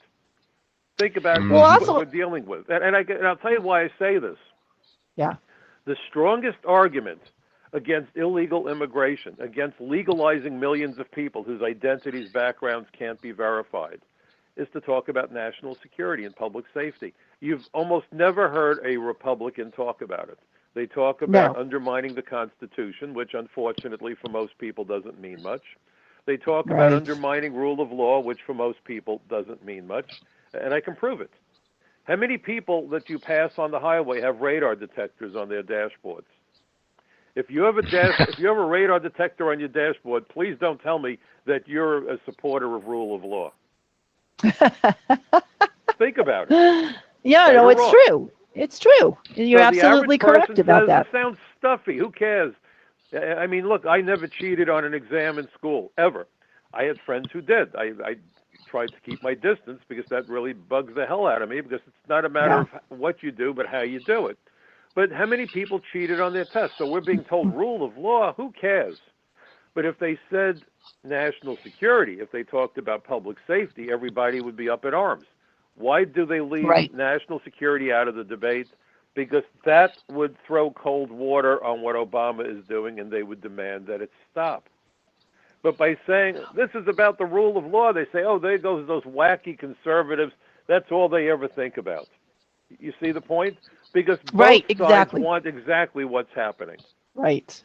And Well, Michael, there's something else that, you know, I'm going to stop you right there for a second, because there's something else that comes up. You know, I'm neither Republican or Democrat at all. And, you know, there's a lot of neoconservatives in the Republican Party whose goal is globalization. As a matter of fact, George Bush Jr. Signed the North American Union, the SPP contract, along with Canadian Prime Minister Harper and the past president. Look, and Ronald Reagan came out in support of NAFTA. I mean, it's been going on for the longest time. Exactly. So you're absolutely right. They're preaching one mantle to their conservative constituents who want security while they're doing something else. But another thing, we talked a little bit about this before, and you were an INS agent. Not sure if it was as bad back then as it is today, but the drug cartel is very much intertwined with our government. What they did to Ramos and Campion, as you know, because you used to write about it and talk about it.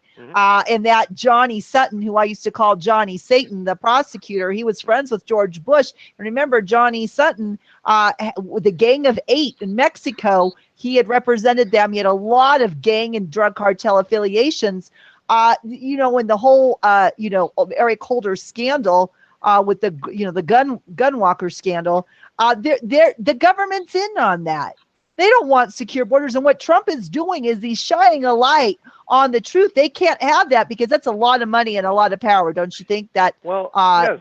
And I'm not going to make, you know, wide-ranging accusations, but let's be very honest. If you took the drug money out of Wall Street, the banking industry, real estate, they'd lose a huge amount of money, which is why you never see, I believe, why you never see commercials on TV about heroin or cocaine.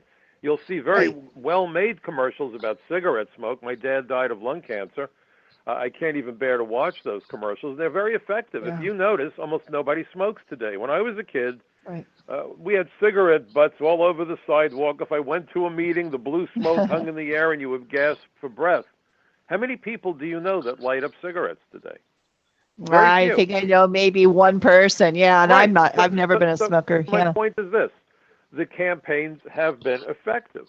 Yeah. Why then aren't we doing anything? And when the Obama administration says, oh, the borders are secure, the best metric for border security has nothing to do with the arrest of illegal aliens. First of all, as you probably know if you've been reading my stuff, how many border states do we have?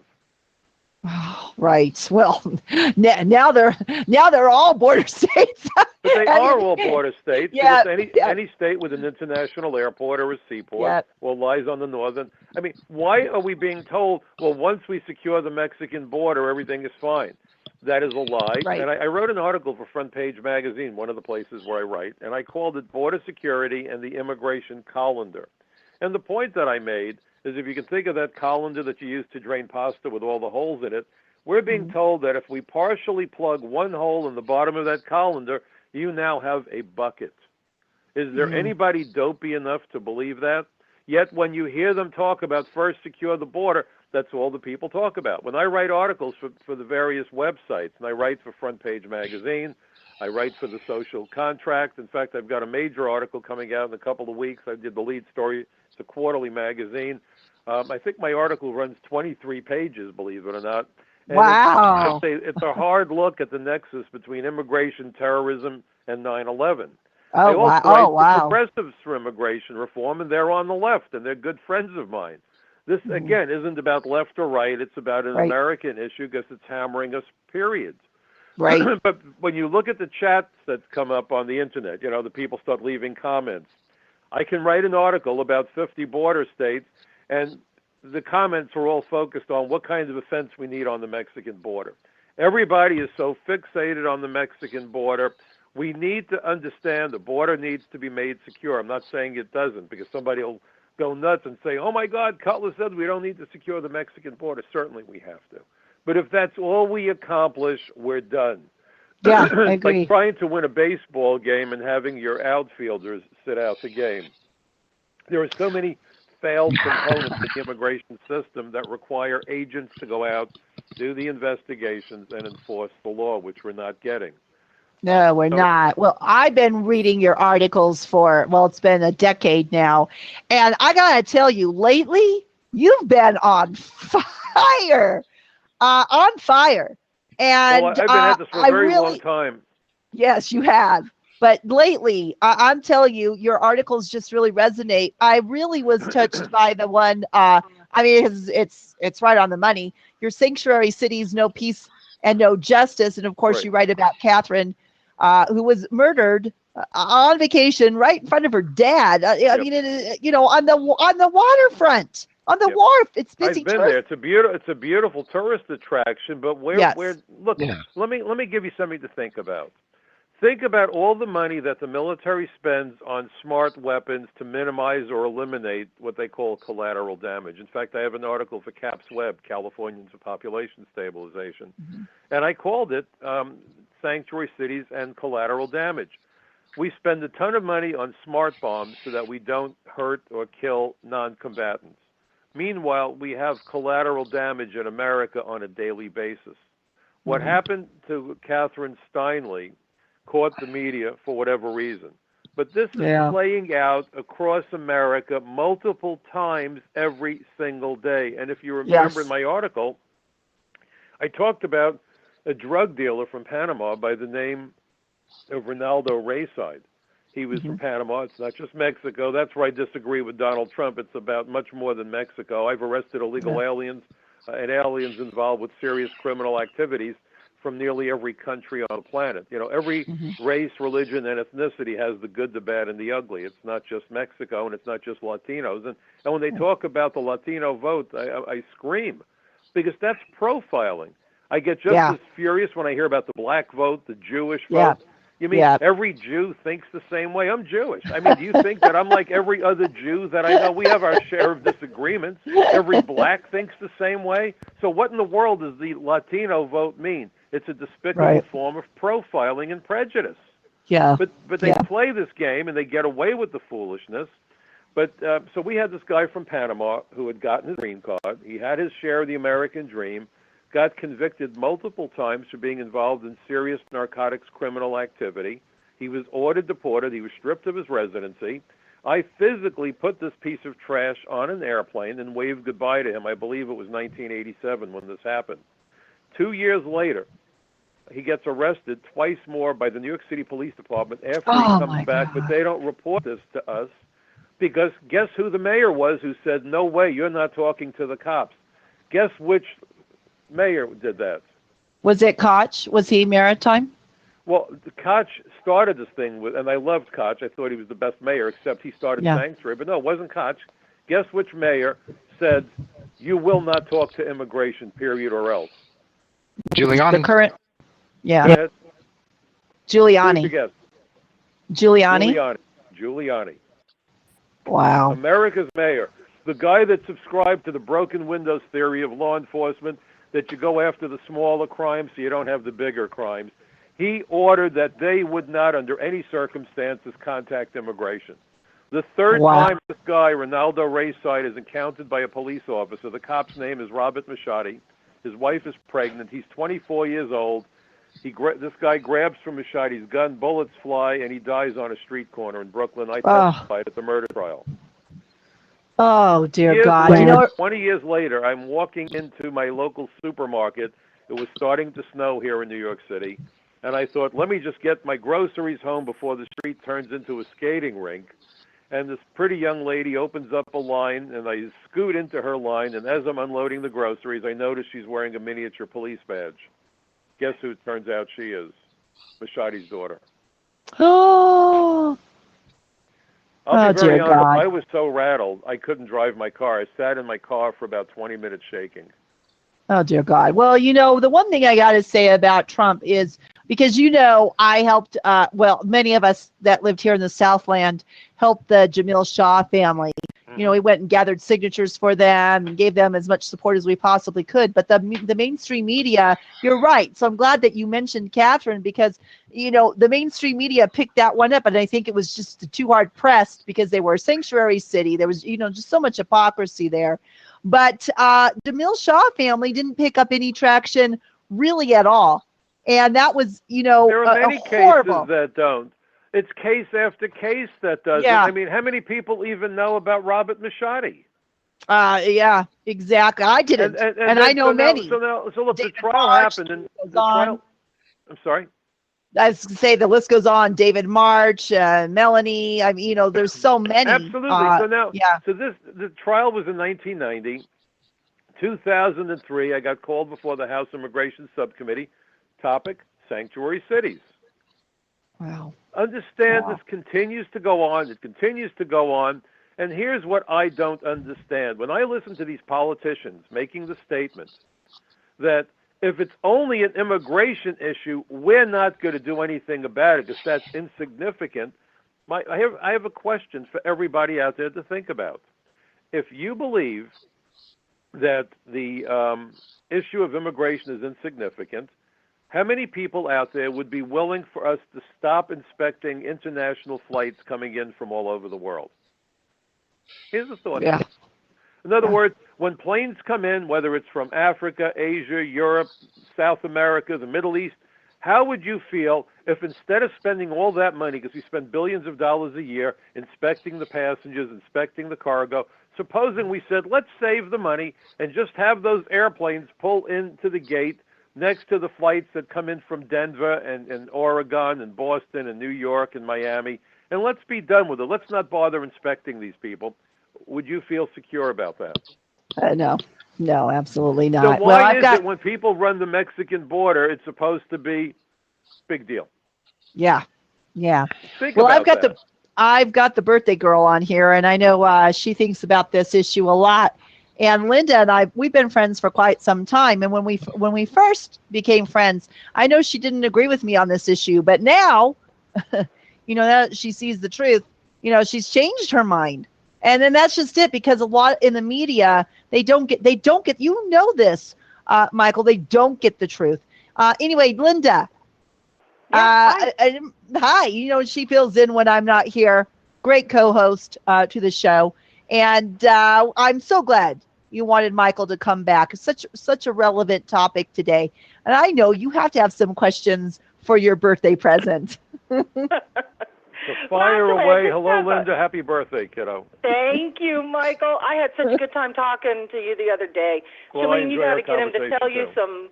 You got to get him to tell you some celebrity stories sometime. Yeah. They are too much. Anyway, no, you know, really, I had a comment, Michael. I did go read a couple of the articles. I haven't gotten through very many, but I really am getting quite an eye-opening education. And I'll tell you what it was that put me over the edge as far as changing my mind about it. It was when California gave driver's licenses to illegal aliens. I was absolutely flabbergasted. How can you give a driver's license to someone who is already, by definition, breaking the law? And then when I started reading a little more and finding out how many repeat offenders, are back here and they're committing crimes.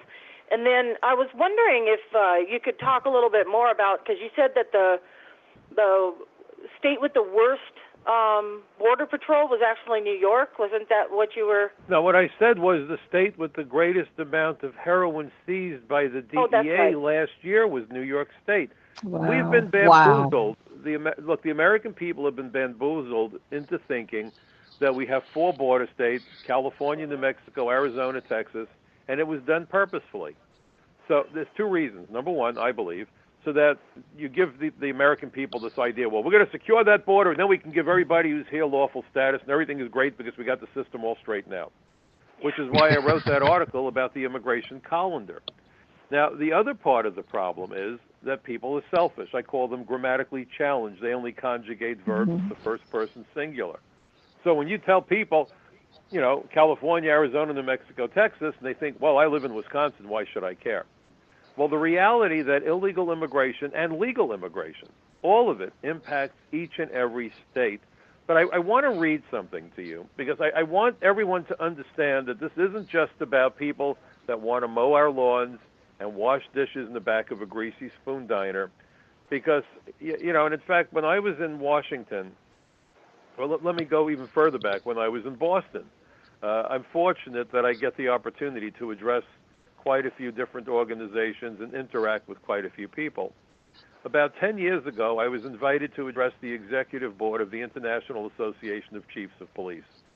And there must have been about 300 chiefs of police at this meeting at a beautiful hotel in Boston. I flew up there with one of my boys. And when I got there, I only asked them for one thing other than pay my travel expenses, is I wanted to speak last. And when I got there was a lot of excitement, and I went up to the person who had organized the event, and I said, what's all the excitement? They said, oh, the president, and this was under George W. Bush, the president's special assistant is coming, and she's going to be speaking. I said, before me or after me? And they said, no, you asked to be last, and we're honoring your request. For me, it's always about a tactical advantage. I couldn't play sports when I was a kid if you put a gun to my head. I've never thought much of athletes. I always thought sports was silly. The only sport I was real good at was handball here in Brooklyn, because here handball isn't a sport. It's almost a religion. But on the debating team, I've never lost a debate in my life. So I had gone from being an engineering student to being a communication student. But my heroes when I was growing up were the astronauts and test pilots. I got letters from Alan Shepard and Gus Grissom. I wouldn't trade those for any sports memorabilia. A number of years ago, thank God I'm okay, but I had prostate cancer. To cheer me up, my wife bought me a model of the X-1 autographed by Chuck Yeager, and we got a poster signed by Buzz Aldrin, and then I met Gene Kranz and Jim Lovell and a number of the other astronauts. Those guys were my heroes. And I did a little single-engine flying as a kid. So, I've always seen things a little bit through a different perspective. But on the debating team, you always learn strategies, and I was an undefeated member of the team in high school and college, and I was going to teach debating if I hadn't wound up as a federal agent. And so I said, I want to go last, because I always like last licks, And so out comes Allison Ho, Special Assistant to the President of the United States, and she comes out there and very prim and proper, very nice young lady, delivers this speech. If Congress would only do its job, and if we could only put those people to work that want to work, then law enforcement could deal with the terrorists, and America would be safe, and the sun would shine, and so on and so forth. And she went on for about 15 minutes, and then they asked if there were any questions. And I was sitting in the front of the room, kind of off to the side from the podium, because I was going to be speaking next. And I raised my hand, and my son looks at me. He goes, Dad, you're not going to do this, are you? I said, oh, yes, I am. And he kind of cringed. He was about 14 years old. No, he was that old. He was 16, 17 years old at the time, but he was cringing. I mean, he was turning purple. He said, oh, God, And so she calls on me, and I said, my name is Mike Cutler. I said, I don't know if you're familiar with my name. She said, I'm not. I said, well, I'm a retired INS agent, former INS agent. I said, I just testified before Congress. And the topic of the hearing was the fact that while Congress gave President Bush enough money to hire 800 new special agents for ICE, and I thought that was a very low number, he cut that number down to 143. They gave him enough money to hire 2,000 more Border Patrol agents. He cut that number down to 210.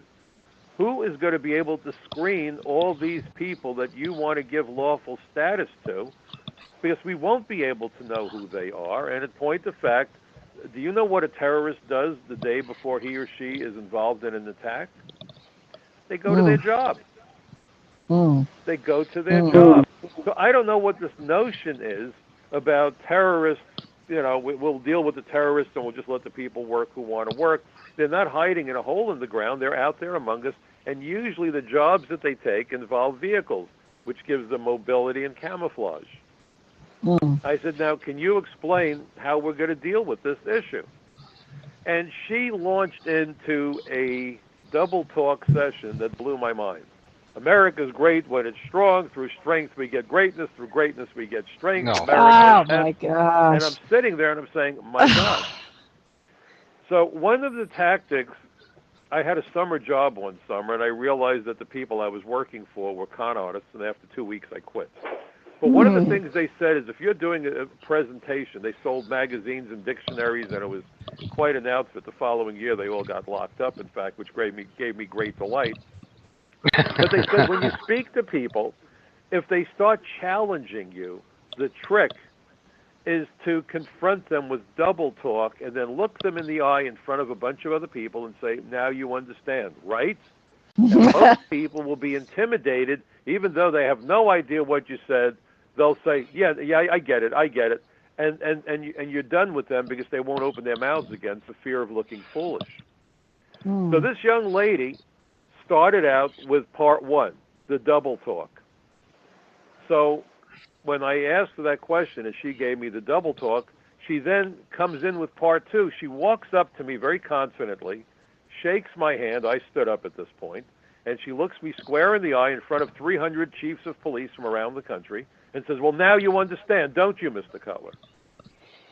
And I thought the top of my head was going to lift off because I said, my gosh, here I am again back in that college job that I just quit, you know? And I looked her square in the eye and I said, let me be as blunt about this and as candid as I know how. I haven't the foggiest idea of anything that just came out of your mouth, but that is fine.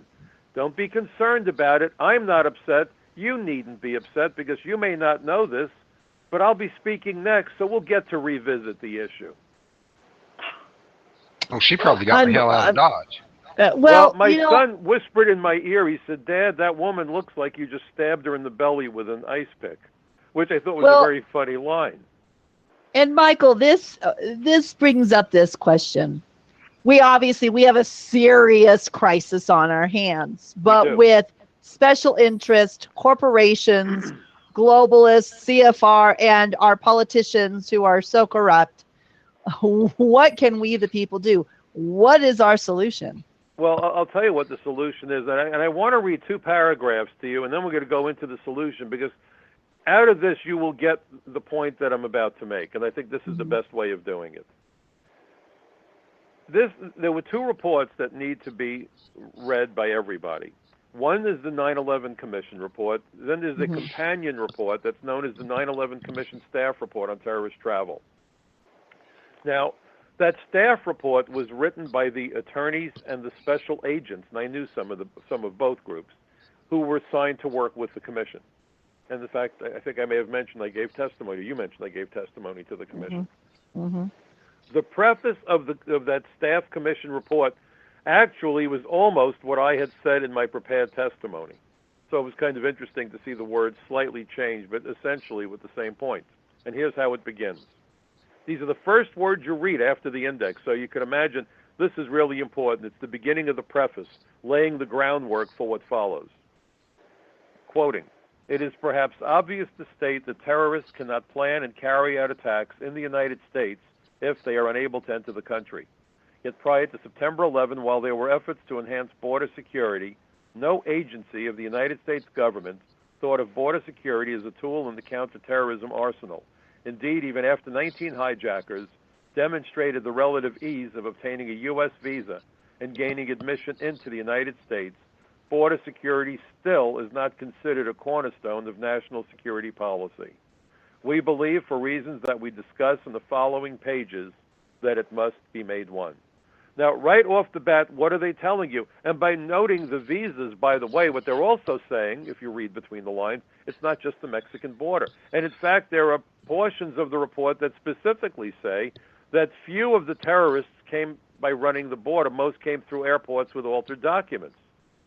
So they're telling you right off the bat, what was one of the biggest failings that enabled the attacks to take place? It was the failures of the immigration system.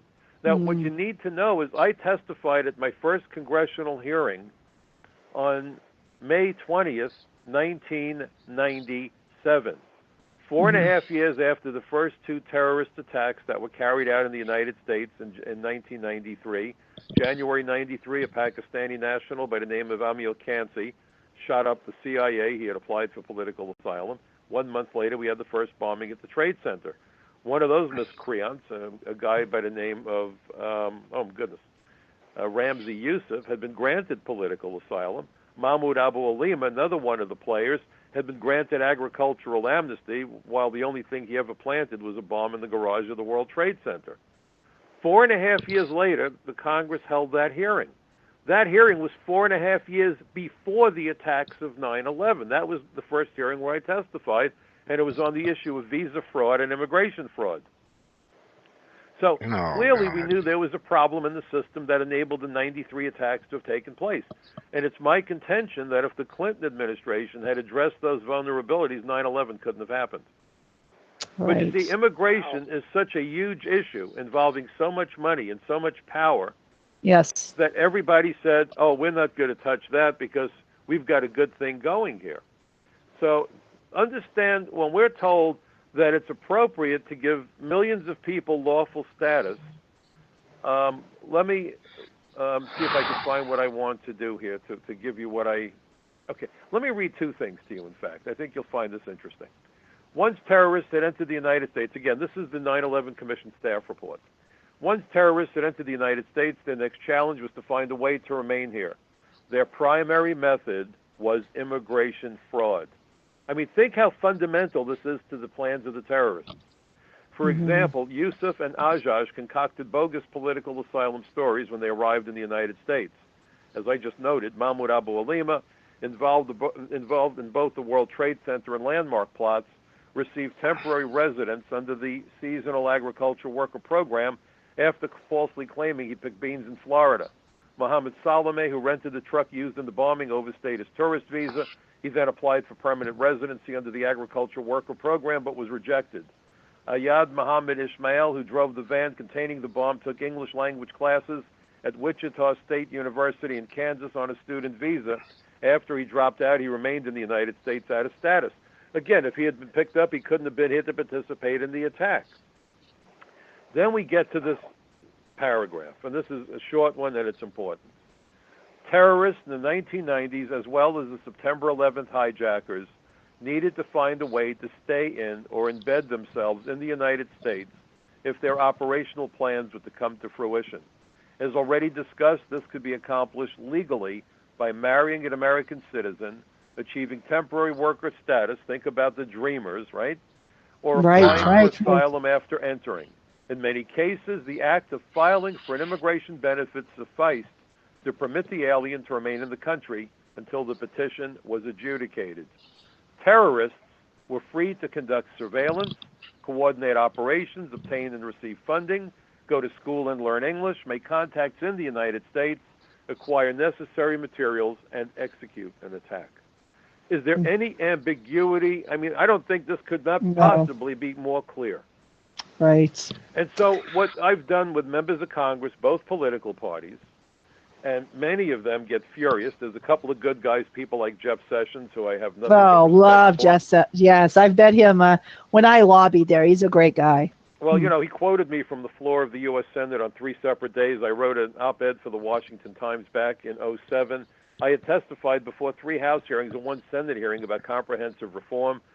I compared those hearings, going back to my own interests, with the countdown for the launch of the Space Shuttle Challenger, the point being made that The purpose for the countdown was for the expert to say whether they should go forward with the launch.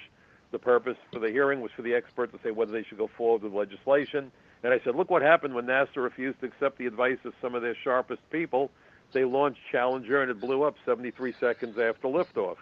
And then I recommended that they give this legislative disaster a new name. I recommended that they call it the Terrorist Assistance and Facilitation Act. And Sessions liked that so much, he quoted me, as I say, on 3 separate occasions, and I had the privilege of being with him on a panel discussion in Florida with Louis Gohmert, the congressman from Texas, and another congressman. And Sessions is right on the money. But if you want to give most of these members of Congress a fit, ask them why they are not using the 9/11 Commission report as the starting point for any discussion about immigration. Well, I got to tell you, and I do believe it's all about the money. I remember when I was in Washington, D.C., FAIR puts on their Hold the Feet to the Fire. And I've been there for a couple of those. Yeah, and I was there. I believe you were there when I was there. But anyway, I remember going, and I can't, and to be honest with you, Mike, I can't remember the congressman. I have to be honest. But we went to go to a scheduled meeting that we had. And the assistant said, oh my gosh, because these Spanish men came in all dressed in like Armani suit types.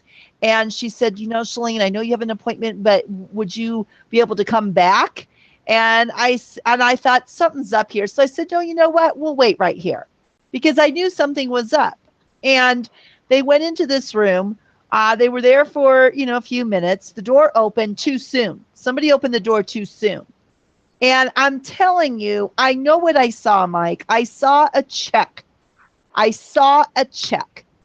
And I asked some questions, and they were from Budweiser, Mexico.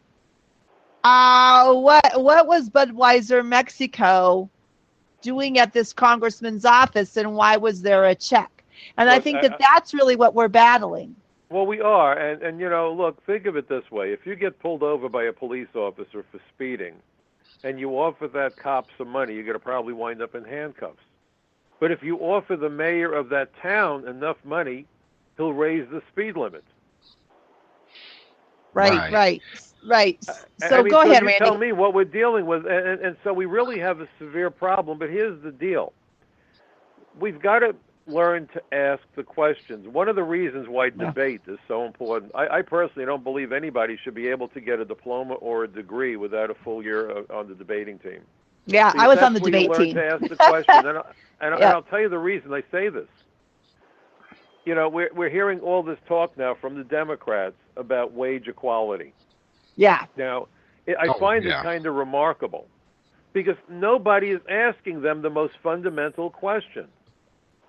What would you ask somebody if I said to you, I'm going to pay you as much as Bob? What would you want to know? How much is Bob making? Right. And if you see the way it's done, I mean, it's hard to believe people could be that dopey, really, honest to gosh.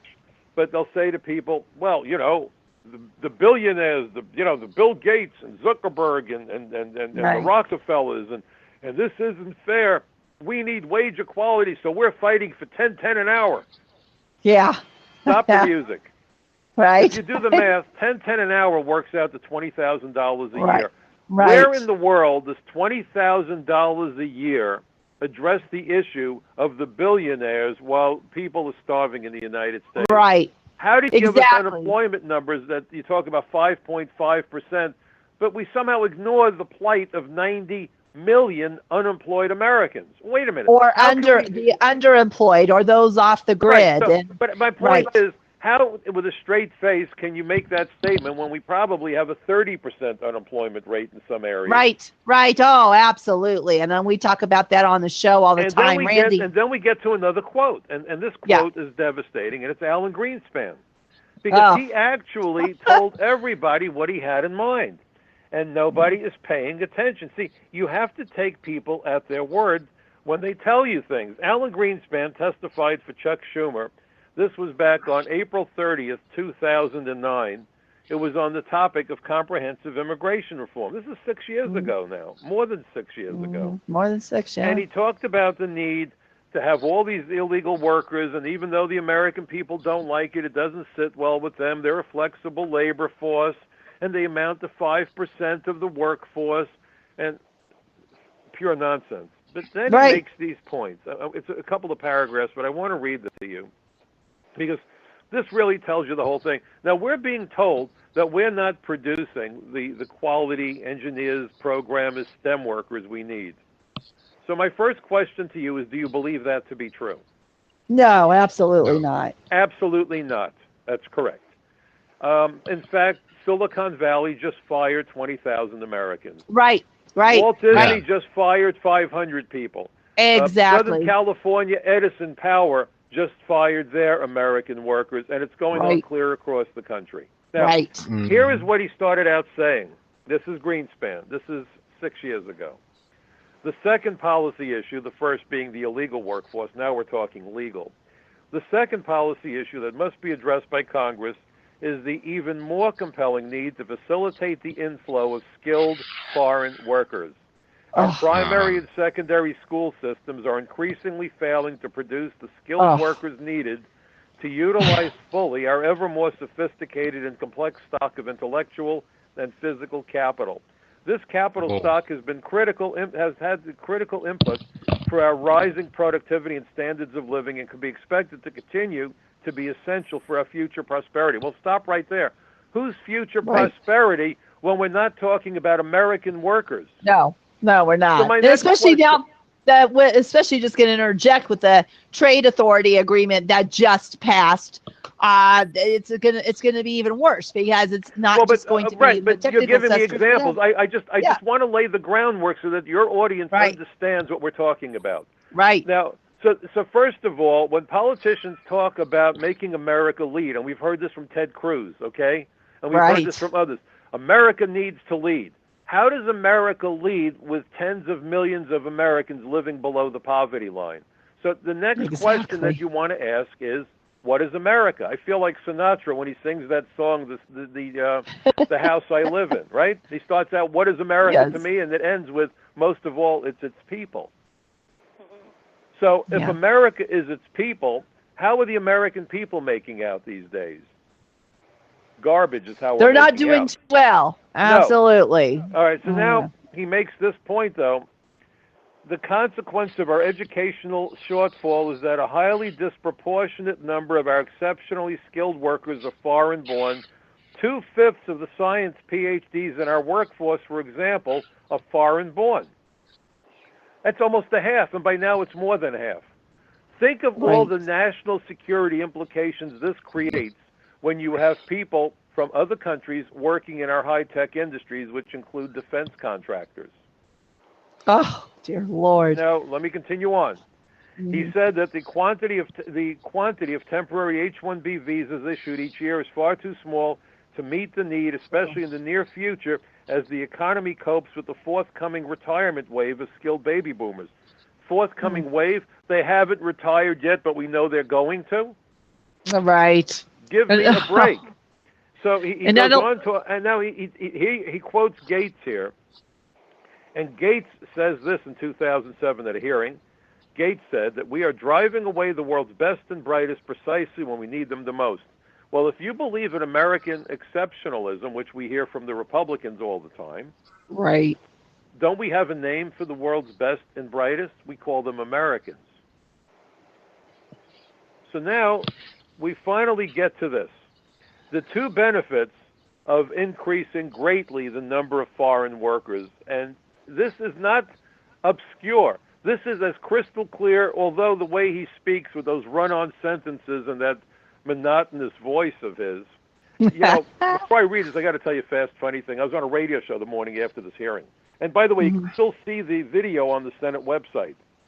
It's not like you can. It's not like you're going to some bizarre website where they did a cut and splice, so you don't know if you really said it. The U.S. Senate still has the video up. But I was on this woman's radio program the morning after the hearing, and I happened to trip over it by accident.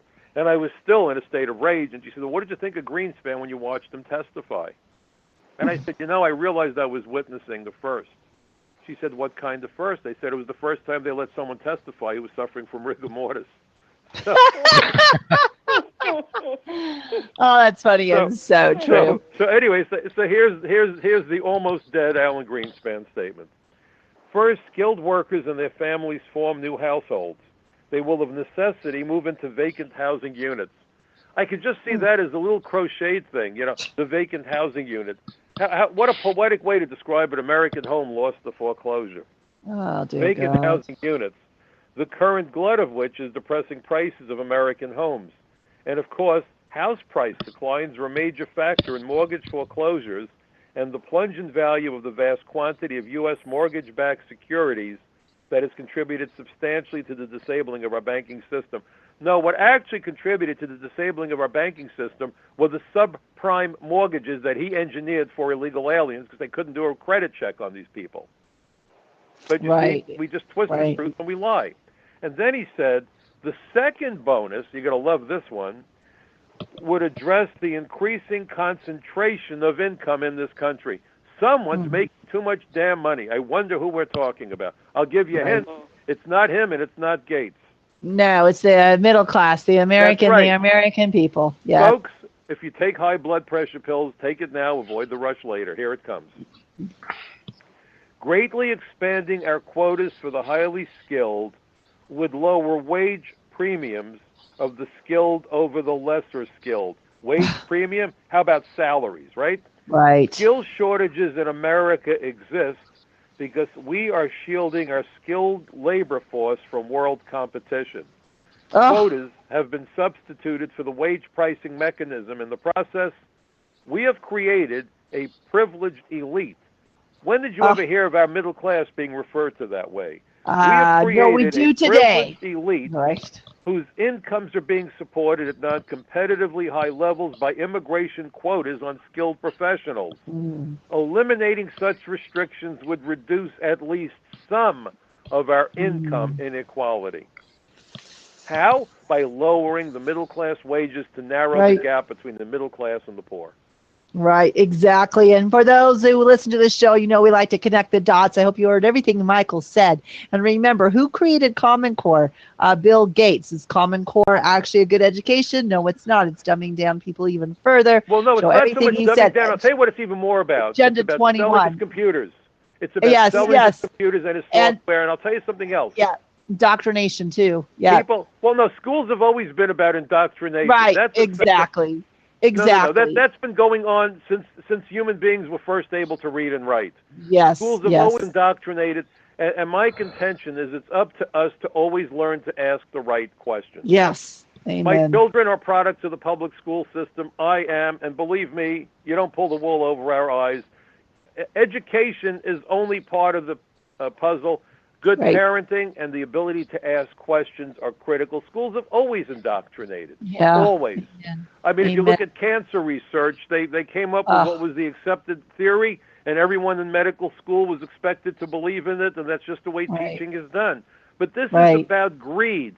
So now they talk about the great philanthropist, Bill Gates, going to Africa. And I said, if you think Gates is a philanthropist, then you believe that the guy that puts cheese on a mousetrap is trying to feed hungry mice. How does that work for you? That's perfect. That is absolutely perfect because we feel the same way about him on here. But you know what? Go online. Wait a minute. Go online and put in Microsoft and Africa.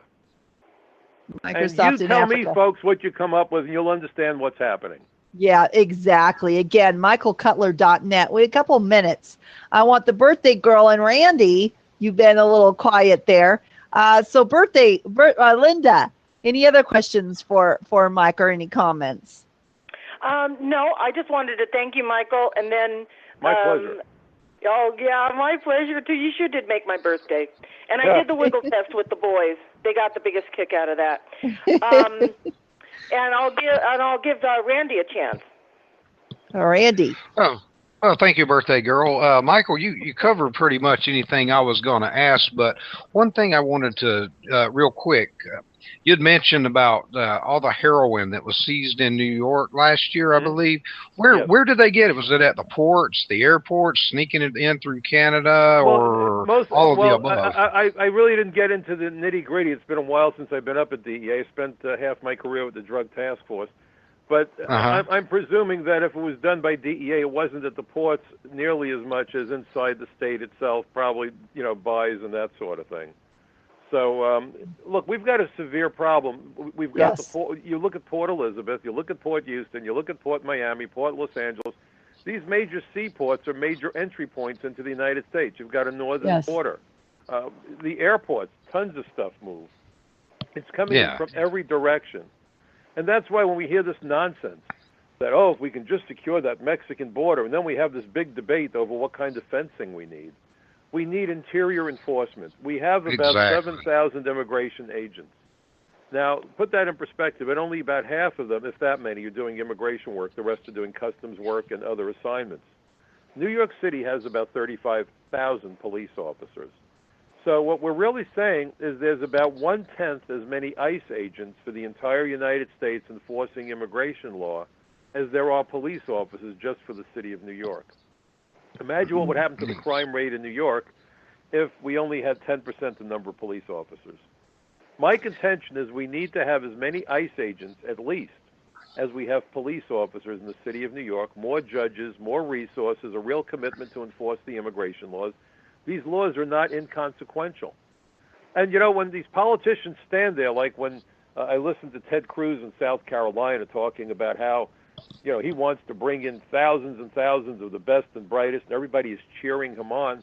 I was drawn to the image of Colonel Sanders standing in a barnyard promising chickens that he had a new recipe for fried chicken. When you hear this kind of nonsense, you need to stand up and say just two words very clearly so the cameras catch it. And if the cameras aren't running, videotape it on your cell phone. Citizens first. Right. I don't mind if we bring in truly exceptional people, the Elon Musks of the world. That's fine. But when you want to bring in, as Cruz does, he wants a 500% increase in the number of H-1B visas, which would only mean more money leaving our country, more jobs going to foreign workers, more Americans winding up unemployed or underemployed. Remember, Heidi's wife, his wife Heidi Cruz, was the architect of the North American Union. So they're all hooked in. I mean, there's a push for globalism.